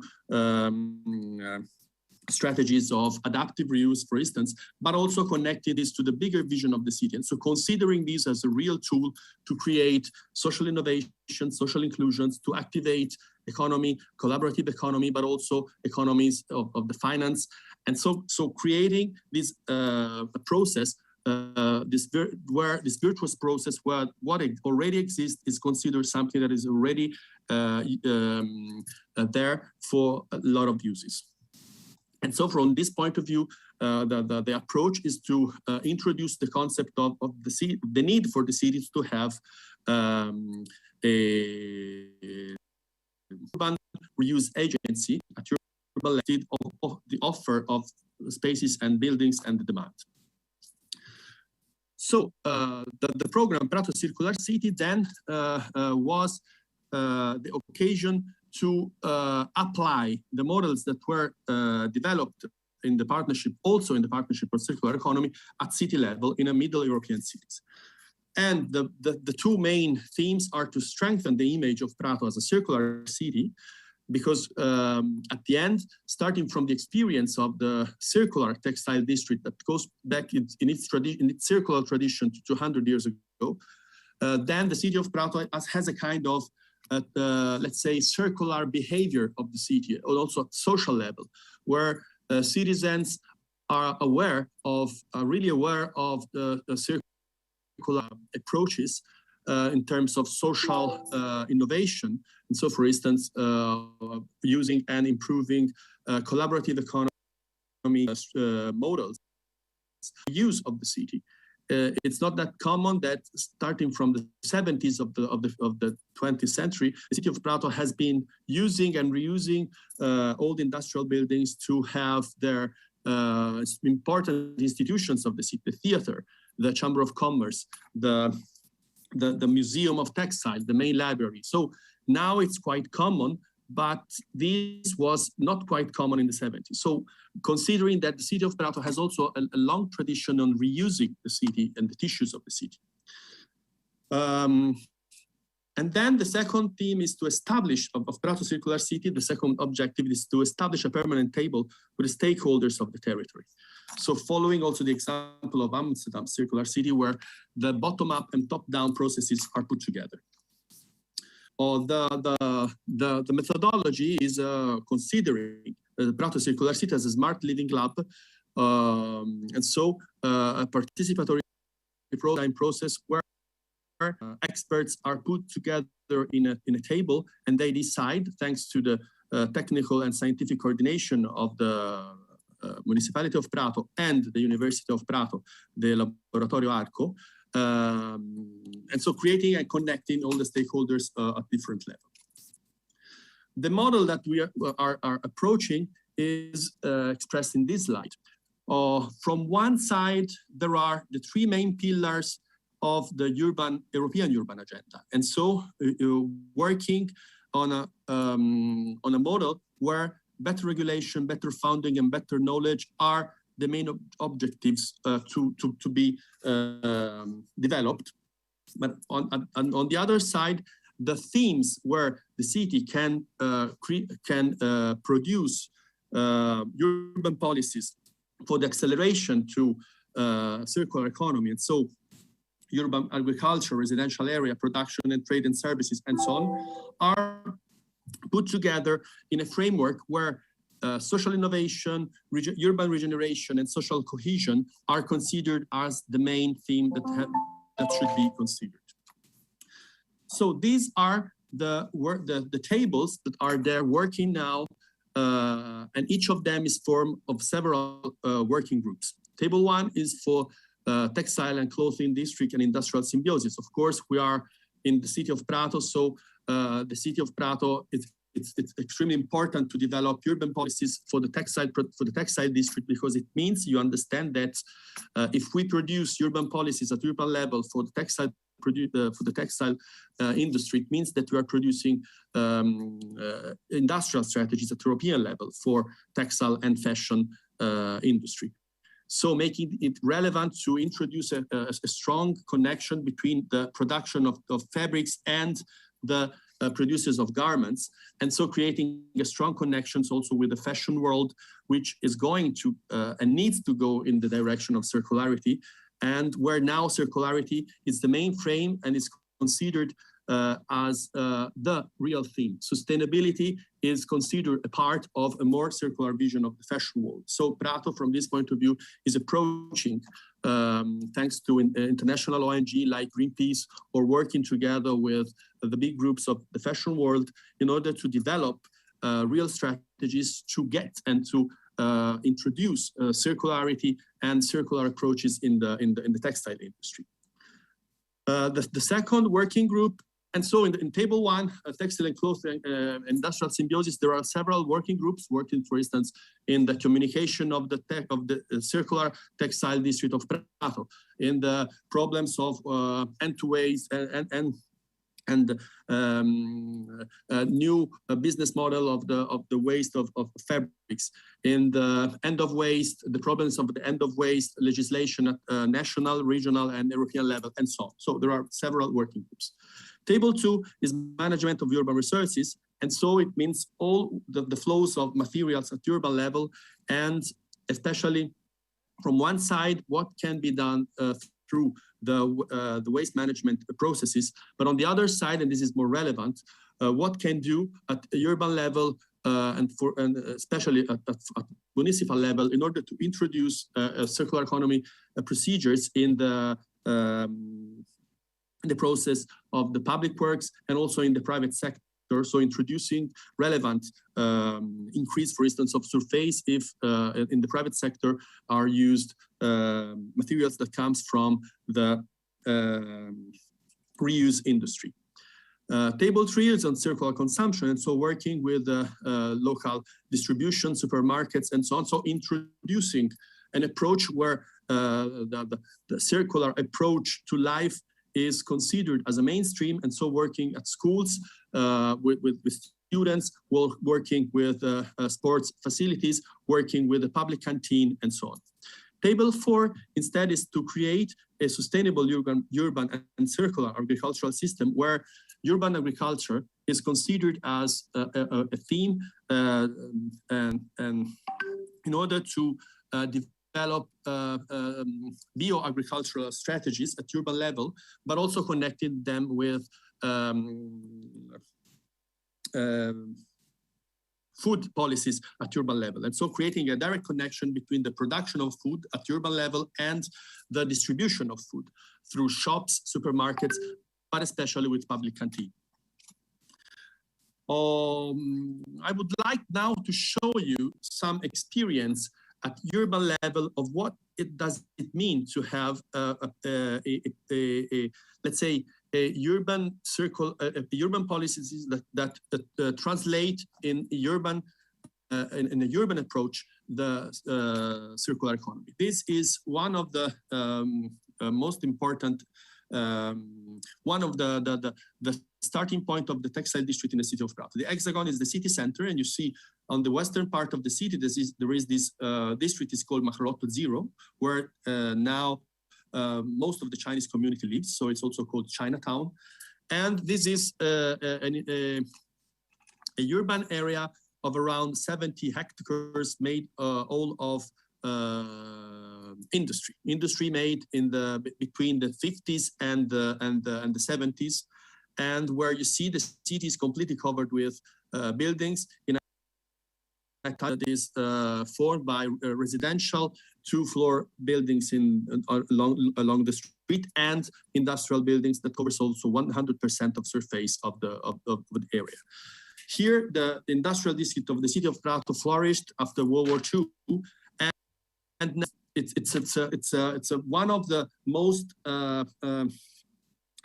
let's say places in Italy for cultural mix, with strong commitment of the population and strong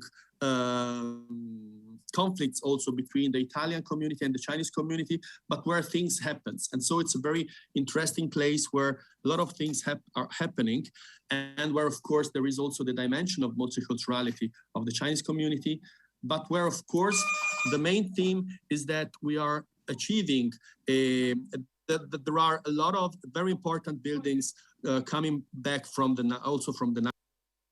19th, working on the dimension of having a city that with a long tradition for the textile production, and so real monuments of industrial archaeology, but also more recent buildings. What is relevant from the point of view of that the city of Prato is inserted between the metropolitan area of the city between Florence, Prato, and Pistoia, that counts around 1.5 million people. The city of Prato is in the middle of this metropolitan area, but what is relevant is that if you see this image,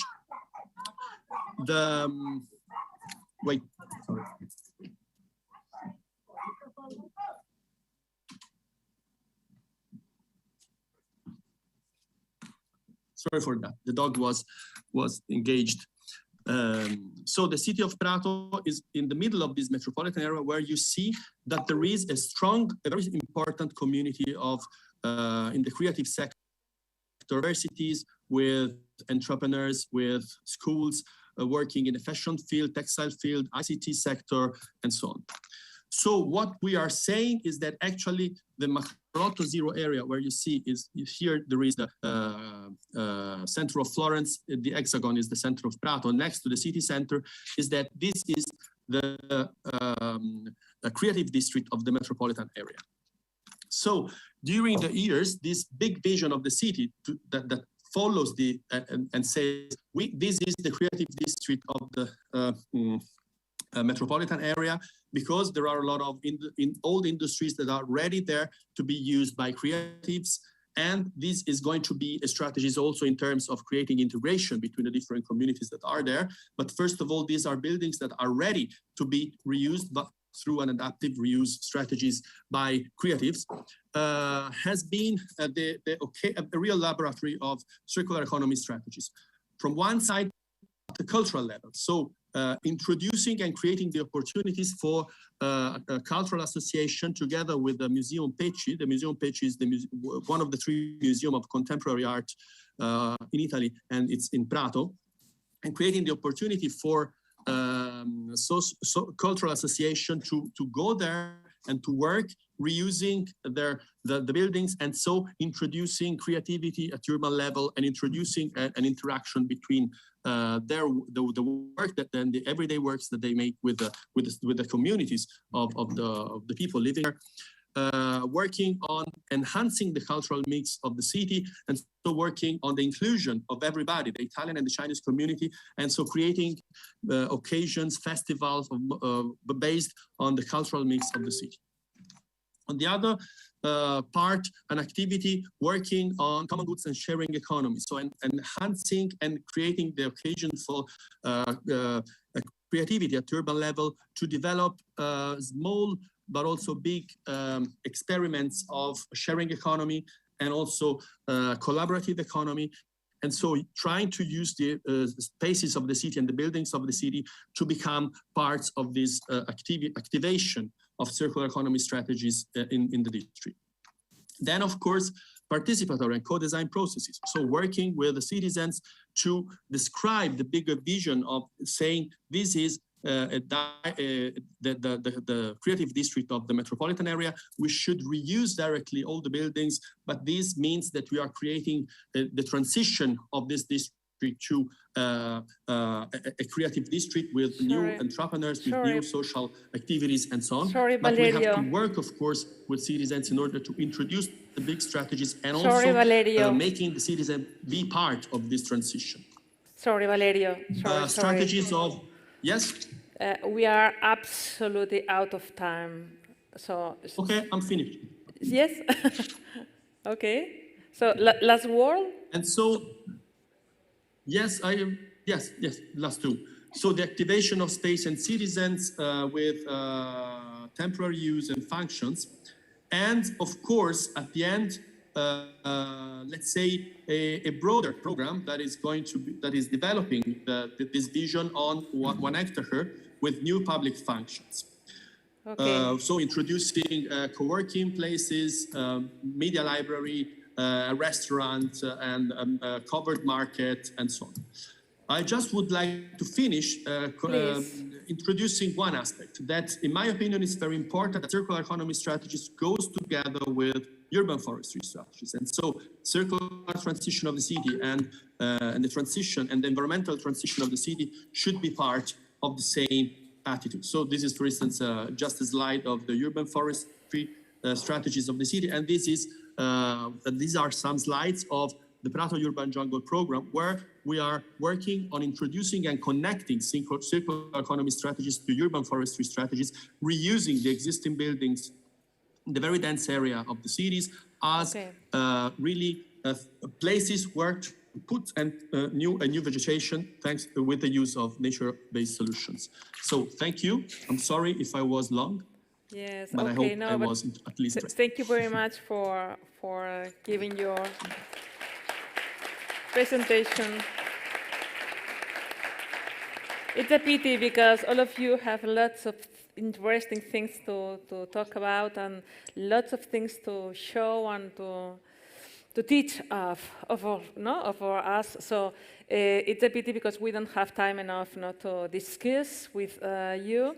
But anyway, thank you very much from the cluster vision, like Prato, to the transversal approach like the city of Amsterdam, from the industrial multisectoral origins like Kalundborg, to the social approach in Ireland, a Discovery Center. I think we have the wide possibilities open, the possible wide opener visions to make an approach. So take note, Maresme, Mataró, we have lots of job to do, and we have good inspirations to learn about and to discuss with. Thank you very much. Sorry about this short of time. We should pass to the next speaker, but keep in touch. We want your knowledge, so I'm sure we will find new occasions to know more about your projects. Thank you very much.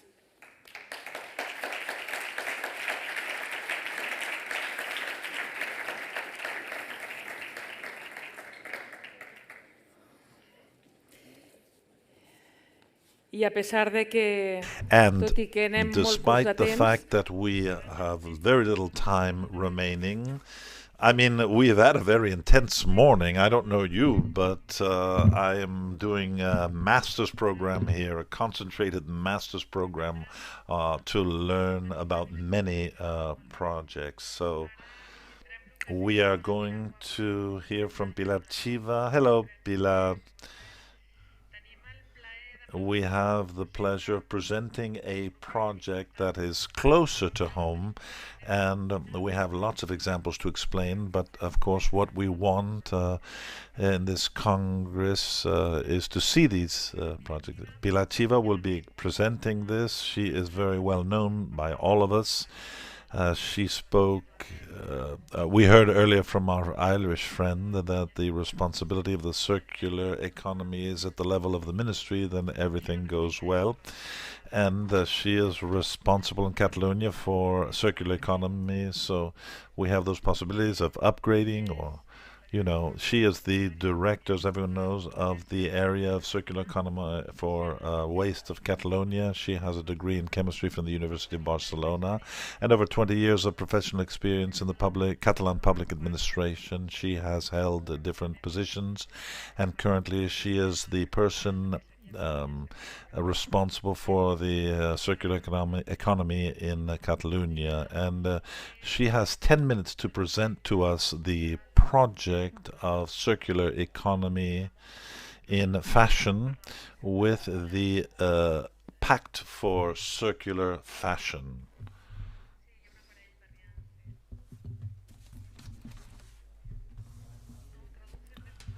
You can speak in whatever you like. No problem. The presentation is in Spanish, but I want to thank the organization presenting this project here. This is a project that, includes many people working in the background based on the climate change initiatives of the Catalan government, and we're working in many different sectors because what we're trying to do is that which sounds so nice, the public-private collaboration, but sometimes when it's time to put it into effect, it's not always that easy, and that's what we're trying to do, and that's what we hope to be successful with. We know that we have previous cases, and there was a pact for the stock market here in Catalonia, which we had years ago, and we're going to do something similar in the textile sector. Now let me begin with the bad news.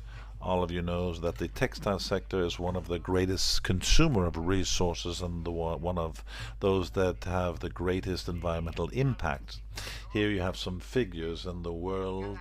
Every year there are more than 100 billion garments, and this has increased this has doubled between 2000 and 2014, and as I said, it is one of the greatest sectors of consumption of resources, among them water and energy. It is also a sector that is not very efficient in and of itself, because less than 1% of the waste that comes from textile is used for producing textiles. And what's the result if we're talking about Spain? Well, here in Spain, we are throwing out lots of textile waste to the tune of 1 million tons a year. We only collecting about 10 to 12% to be recycled. In Catalonia, I'm sorry to say that we're not doing a much better job, to be honest. We are around 12% rates of collection. And if we look at kilos per inhabitant per year, 21.5 to 26 kilos of consumption of textiles every year per inhabitant. So that's 147,000 tons per year that go to the landfills. So what's the conclusion? The conclusion is that we have to change. We have to change and make a very significant change, the way in which we consume textiles in this society. Now for the good news. From our point of view, we believe that this transformation is already underway. Never in the past has there been such a clear or extended awareness of the need to change this way in which we produce and consume textiles, and the need that we have to go to a circular system. I know that everyone says this, but I am insisting now is the time. There are more and more the producers, the manufacturers are aware of this. The public entities are also trying to bring about an important change. We are beginning to carry out different actions for the manufacturers, the administrations, but there's still a long way to go in order to reach this transformation, this change towards circularity. Now, I'm not going to take too much time because we are running behind schedule, but here is just a summary of different instruments that there are as far as regulations are concerned to promote changes in how we are going to need to manage the textile sector in general, from the mandatory selective collection to the responsibility of how it is disposed of. This is where, from the Catalan government, we have proposed an idea. We call it the Pact for Circular Fashion. We're working on this, and if everything goes well, we expect to sign this at the beginning of next year. So I hope that next year I will be invited again to Recuwaste so I can tell you about the results of this first phase of the Pact for Circular Fashion. So what is this pact? Well, it's a voluntary agreement that invites everyone in the chain, in the value chain of textiles, to work together and move towards a greater circularity of the entire sector. This initiative, the Pact for Circular Fashion, comes from the Interreg program of the European Union, and something that was adopted by the Catalan government, as well as introducing a pilot in the year 2019 to develop this Pact for Circular Fashion. Now, why textile in Catalonia? Well, we believe that we have many things in our favor. First of all, we have representatives of all of the different levels of the chain of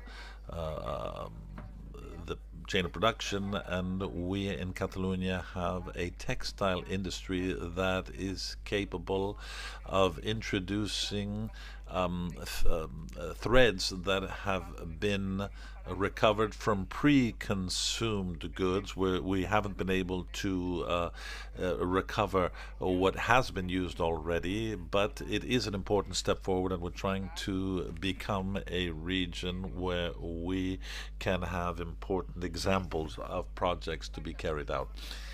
This is the group behind this pact, those that want to make this a reality.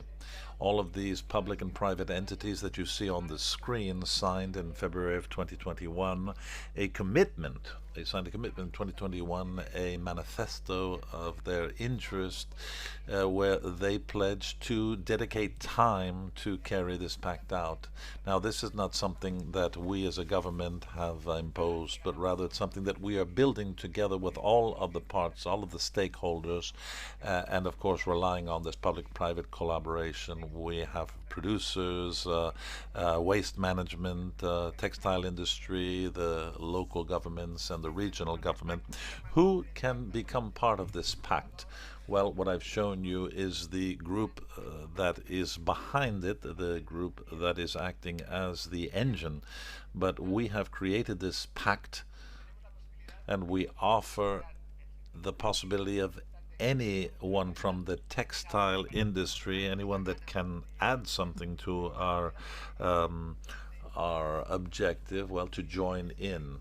If there's someone interested, they can join this co-creation group. We're talking about footwear, about clothing, professional clothes, etc. I'm trying to go quickly through this. We are establishing, we are creating a series of goals for each one of the links in our value chain. Those of us that have signed the pact have committed to work together in order to obtain these goals, each one from their own area, but we're hoping to reach the goals that appear here. These are the global goals that we have of everyone that has signed. First of all, to reduce the generation of textile waste from 5 to 10%, by 5 or 10%, to increase the percentage of selective collection of textile waste, and we want to reach 25 and 30% collection, and to increase the percentage of the value material of the textile waste that is selectively collected. And you see the percentage here, 55 to 60 and 40 to 50, depending on the situation. Now, why are we saying 2024? Well, we expect it to be in effect when the Spanish waste law is approved for 2024. But there are specific objectives for each one of the links in the chain, to decide how we're going to measure each one of these sectorial goals. We're talking about recyclability, reuse, the traceability, and there are for the autonomous administration, the regional administration, we have here our goals. But most of all, I want to highlight that this pact is not a photograph or a declaration of good intentions. Here we're going to have quantified commitments, and we're going to have a way of measuring that, and we are going to take on real and practical steps that will have an impact. What are the benefits from our point of view of joining the pact? Well, we are promoting this. We believe that there are important benefits included, and it is, first of all, because we have a global commitment. The textile companies have certain environmental regulations that come from the 2030 agenda that have to do with reducing their impact, and we think it makes sense also because the consumers are going to give greater value to, and they already do, the importance of brands, and we want the brands to be able to work in different projects and to make that work that they do visible to everyone. Also because the investors are asking for more evidence of sustainability. Yesterday we had a speaker from the BBVA bank that said it very clearly. He said the financial institutions, the investment funds, they are looking for those that are working in the circular economy and that are taking steps towards sustainability. Also because we can get a jump start on coming framework legislations and rules, regulations. So this is a way of doing a general fire drill, shall we say, of what is coming. And there are still lots of regulations that haven't been decided yet. Also, because we will participate actively in the challenges of the sector, and that is a way to be involved in projects and realities that will be started up, and we believe it will be a privileged network of contacts. We have created a working group where there are different objectives. Perhaps some of them had never spoken to each other, and we think it's a great opportunity to be able to collaborate in a non-competitive environment and create common projects. Well, I want to take advantage of this setting here to also um, invite everyone from this sector that has an interest in moving forward towards that circularity to join us. I don't want us to be passive and to wait. On the contrary, we have to be proactive and we have to join in this initiative that is bringing together many efforts and a great deal of hope and excitement. If there's someone listening that isn't participating and you want to, here's an address that you can contact us at. I don't know if I've spoken too long. No, you've done a great job. Uh, and I think it's wonderful that this type of a pact is being promoted and that it affects all of the activities, both productive and non-productive, in that sector, and that it's proactive rather than reactive. So I think this is a great challenge, a beautiful challenge to be able to have an impact on all of these processes. Thank you very much, Pilar. And now, finally, we're going to move on to the award.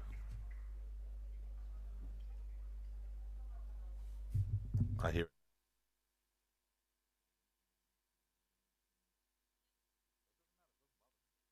Now, as we had said, we're going to continue with the award ceremony that will be done right before we close this encounter. Um, I would ask the president of the consortium, the Waste Consortium of El Maresme, the president, Mr. David Boquet, who is going to give the Alfonso Maillo Award to the winning project. So, Mr. President, if you would please come forward.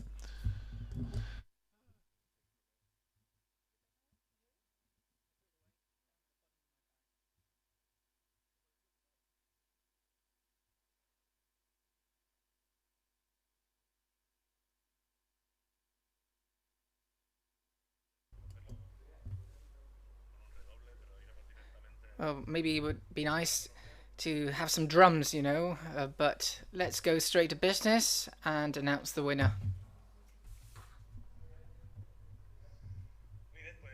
Okay.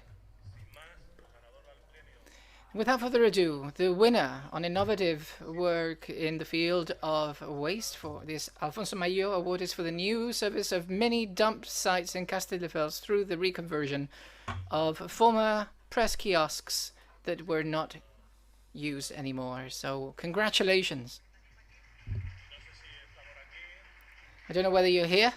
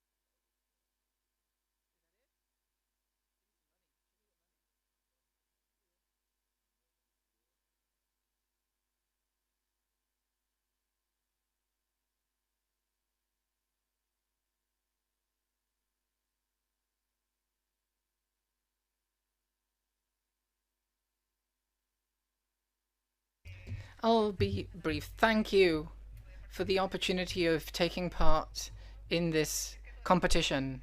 All initiatives are super interesting, and we believe that any of them would deserve to win this award. Well, our project stems from a basic idea, which is waste prevention, giving a second life to the products that were rendered, the kiosks that were rendered useless. This is an initiative we believe that can be very much applicable to other municipalities.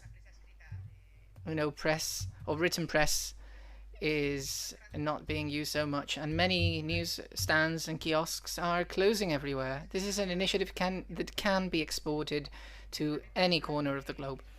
I would also like to say that this is a team effort.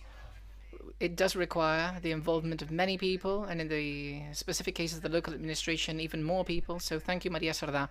She is the head of the Environment Department and Urban Services, and our councillor, Clara Girante, because of the political effort, especially locally, for these projects to be carried out and to be successful. Thank you.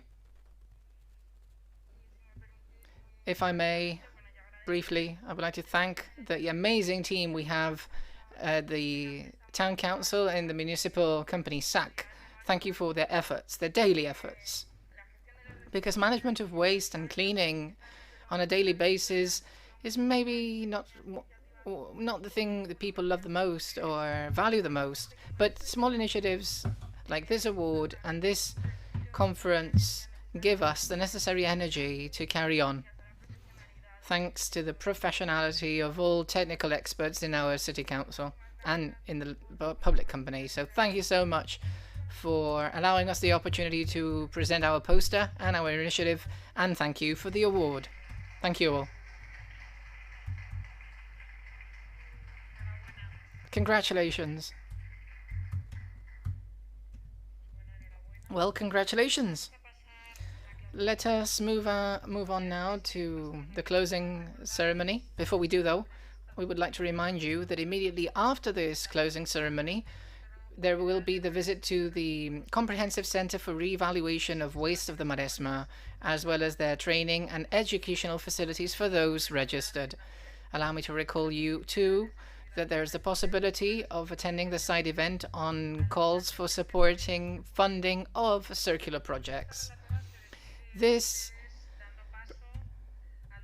moderator will say farewell, and I would like to give the floor now to the main protagonists of this event, the ones behind its organization. So please join me on stage, Chesco Gormar, Delegate President for Climate Action of Barcelona Provincial Council, Isaac Pereira, Director of the Catalan Waste Agency, David Boté, President of the Waste Consortium of El Maresme, and also Mayor of Mataró. Well, thank you. Thank you very much. Much more than a moderator, I would say, or a rapporteur. I would like to thank the organizers of this Congress. I would like to welcome also the representatives of the local world. The last phrase I heard is really important. The representatives from Castelldefels said so. I'm referring to the political will, the political effort.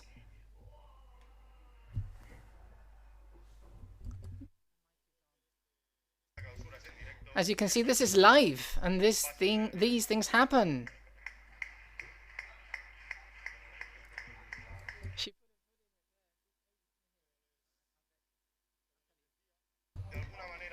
As I was saying, this is the first Congress on waste that attempts to go back to normal. This is essential for those in the local world that are here to share experiences and learn from each other, from the experiences in other parts of the country or the world. And this is what Congresses allow us to do. And people in other companies that manage resources can establish ties and network with each other. They can find out what others are doing in other cities. And as I said, especially for the people in the local companies, I'm lucky, I'm fortunate to have to be responsible for managing waste in this city. And this is key for the life of people. The title of this Congress is spot on. That is the reuse, the evolution. Because in this case, in the world of waste, revolution is evolution, and evolution is revolution too. We see how waste collection systems are changing and how it is indispensable to achieving the goals set by Europe. There's a need to change our systems in waste collection. And also when it comes to the change of system, it also brings with it changes in society. And oftentimes, we must say so, it generates rejection on the part of society. This means that this revolution and evolution must be carried out alongside people, citizens, who must help us. Managers of these services, they must help us to ensure that things change. Otherwise, we will all be paying for it. We need to be well aware, and we need to be all involved in making this revolution a reality alongside society. I'm here on behalf of Barcelona Provincial Council. We cooperate, and we will continue cooperating with this Congress. When I reached Provincial Council as manager back in the day of the environment area, or the SDG 13, climate action, I was surprised to see the little cooperation which from the city of Barcelona, of the Provincial Council, was established with the local world in the management of waste. If it's not the most important service, indeed it will be the most important contract or agreement we have in all of our municipalities. And this is what we're working on. Barcelona Provincial Council must respond to the local needs and in the way that it deserves. In the next budget, you will see, we will soon announce how from our area we will be meeting the needs. We will be helping and assisting the local field with a very significant budget to help you to implement the new systems that are necessary, as I said, for this evolution and revolution in the management of waste. I'll conclude. Other people will follow. They will need time to explain what we do from the various administrations. The environmental challenges are big. Energy transition, mobility in cities, the expansion of green areas, management of waste. There is no plan B. There is no planet B, and we need to start to raise awareness among society that the management of waste has a lot to do with the future of our planet, the future of our generations. Society is calling for urgent change in the way that we manage waste from the local world, from our administrations. There is an opportunity ahead of us.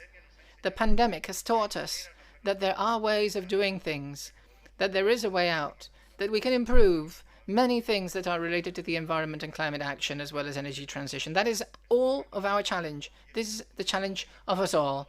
And this is what each and every public manager must do for a better future, for a better planet. And we must do so using this key tool that we all have in public administrations that we represent. It's called budgets. It is there where the ecological spirit can be demonstrated, the will of a city, of a province, of a country, and of the world to implement change. Thank you. Congratulations for the Congress. See you next year in the Recuwaste 2022.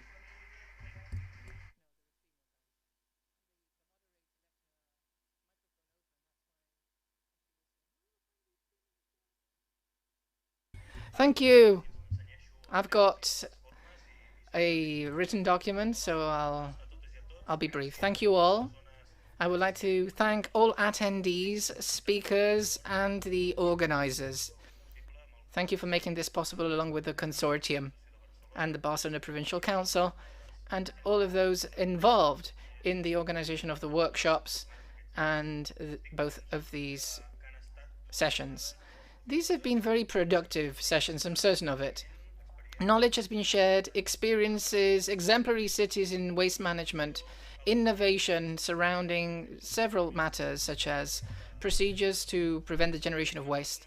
The paradigm of the circular economy is touching and closely related to waste management, and Congress like this one is a good meeting point, a necessary meeting point. It is ever more important to promote the circularity of waste as a resource, to consider a good product policy to eco-design and to promote its recyclability at the end of their useful life. But to do so, we need more efficient cities in this particular field with waste collection models that make it easy for the waste to be reused and to avoid the loss of resources entailing an inadequate management of waste. I would like to highlight that the Waste Agency of Catalonia, iDirect, supports the Ecowaste since its inception, and the title chosen for this edition, as we said so in the previous presentation, the revolution of resources is in line with the policy of the Waste Agency. Precisely, we are working on the approval of the new law for preventing and management resources and efficient use of resources in Catalonia from the standpoint of the circular economy.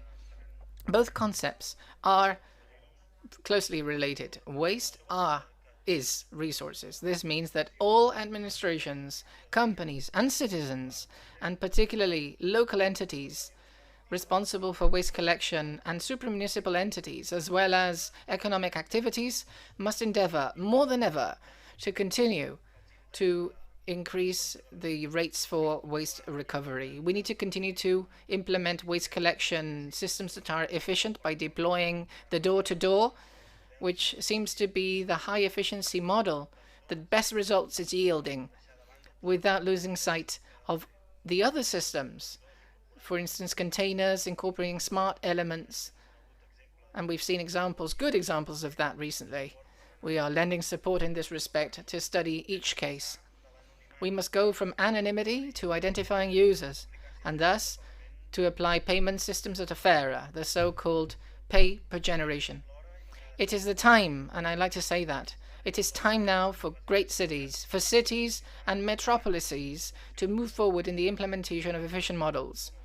We are at a place that is and must be an example in terms of several modalities of containers with identification of users, or in terms of selective waste collection with the door-to-door system. An increase of selective waste collection in large cities where the generation of waste in large numbers is much higher and where the rates for selective waste collection are discrete would allow us to have this push for the country to achieve the European targets on recycling established by the Framework Directive in 2018. The future is the present, but it requires a combination of the work carried out by the administrations in assuring this high efficiency in waste collection, and also in that the plants managing resources to separate better and in a much more efficient manner. So we need to move forward in terms of technology, robotics, etc. The future law on resources and waste sets out the path to be followed in the next years. And from the Waste Agency of Catalonia, we always try, and we will try, and we will stand next to the municipalities, who are, as I said, those who have the powers in waste management. We will continue to endeavor in being close to municipalities, providing assistance and subsidies for schools, universities, and other local entities, and as well as to companies to promote the generation of efficient waste management, reuse, to increase organic fraction collection, and so on and so forth. Allow me to say two more things to conclude. I would like to highlight that the involvement of the local entities is key. I think this is crystal clear, as is the mutual cooperation to move forward in the management and prevention of waste. That's why congresses such as the Recuwaste allow us to create and strengthen the bonds that are necessary to move in the right direction, especially having seen what we did this year, where we recovered this face-to-face event with a very interesting program with a vision of the circular economy that has already become a reality in applying waste management. Secondly, during the next few days from the 15th to the 19th of November, the leading circular economy event in Europe will take place. It is a hotspot that brings together, that we host in Catalonia. And I would like to invite you to encourage others to come to Catalonia and take part in these sessions, conferences, workshops, and presentations. it will be probably more interested, if not more, than this Recuwaste, and we need to take advantage of this. Sustainability is therefore a challenge of the present in our path towards the future. A future we want to be better, and the key in sustainability does not only lie in the materials, it is also a question of attitude. With the circular economy, we need to search for efficiency, self-sufficiency, and generate wealth and opportunities for everyone. This is an opportunity to change the current paradigm. The present and the future are in our hands. Thank you.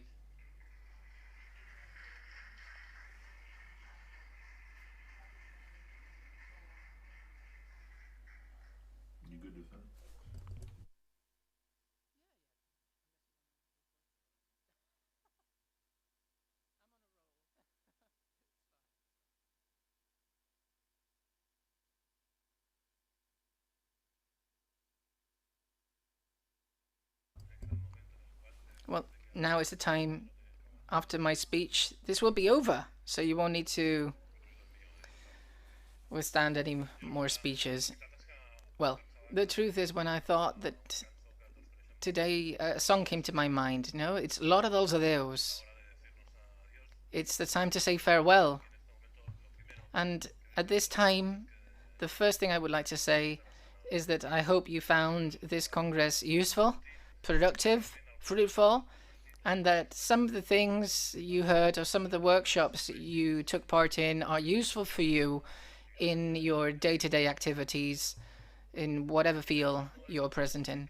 And if we think in the vast array of areas that we've touched, the first thing I would like to say in these closing remarks is to thank all of those involved in the organization of this Congress. And who have been involved? Well, first, the Catalan Waste Agency. I would like to thank their director for the support. Barcelona City Council. You also heard their director and the MP and all institutions. Thank you very much to you. It's much more than that. Over these 2 days, we had entities, sponsors. Here you can see the list of them. Many of them, luckily. I won't mention them all. But thank you all. Entities, sponsors, public administrations, other consortiums. In a nutshell, all of us, except citizens, of course. But as managers, we are all here. And out of this will of working together, of creating an alliance, of generating trust, sometimes because of a lack of knowledge, we are wary. And it's important for all of us to work on the same direction with a common goal. So thank you all. And I hope that these 2 days living together will helpful for you to gain ideas and to generate trust, which is so much necessary to continue working together. Now that we need to say goodbye, we need everybody's solidarity. I said so the other day in the opening speech, and I will insist on it yet again. We are convinced, and we have a clear vision of what needs to be done, but many citizens are living with priorities that are due to their day-to-day situations that are very far removed from ours, and we need to be capable of placing ourselves in their position to convince them that this daring path, as was mentioned, that is not to use a planet that will not exist, to do so all together and to incorporate this in this management of change. And now it's the time for creativity. In the keynote speech, we heard about rethinking, redesign. Well, some generations had to live with a white piece of paper, and they were able to sketch what they wanted to do, whereas other generations, such as ours, must rethink what we have, with the opportunities and challenges that this brings with it. And to this end, we need commitment, we need courage.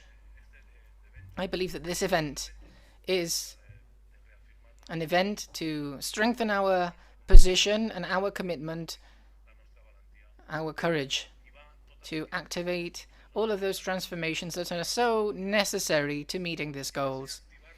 And in this activation of transformations that are necessary, those who are offering themselves as a partner in combating climate change are the consortium of waste of the Maresme, the Mataró City Council. Our city, Mataró, that has always been a pioneer and will continue to be a pioneer, activating all changes and transformations that are necessary to achieving the goal that we have set. This is a city that has little adjectives but many at the same time. A green city, as we have seen in some of our speeches. A friendly city. A city that looks after its citizens in a comprehensive way. A city, all in all, that aspires to become fair. In a 360, with a 360-degree perspective. A city that aspires to be prosperous and sustainable. So you can count on this first partner. I truly hope that you enjoyed these 2 days in Mataró. And the only thing I say is that I maintain our commitment. We will be your allies and our doors will always be open to you. Thank you all. Good afternoon.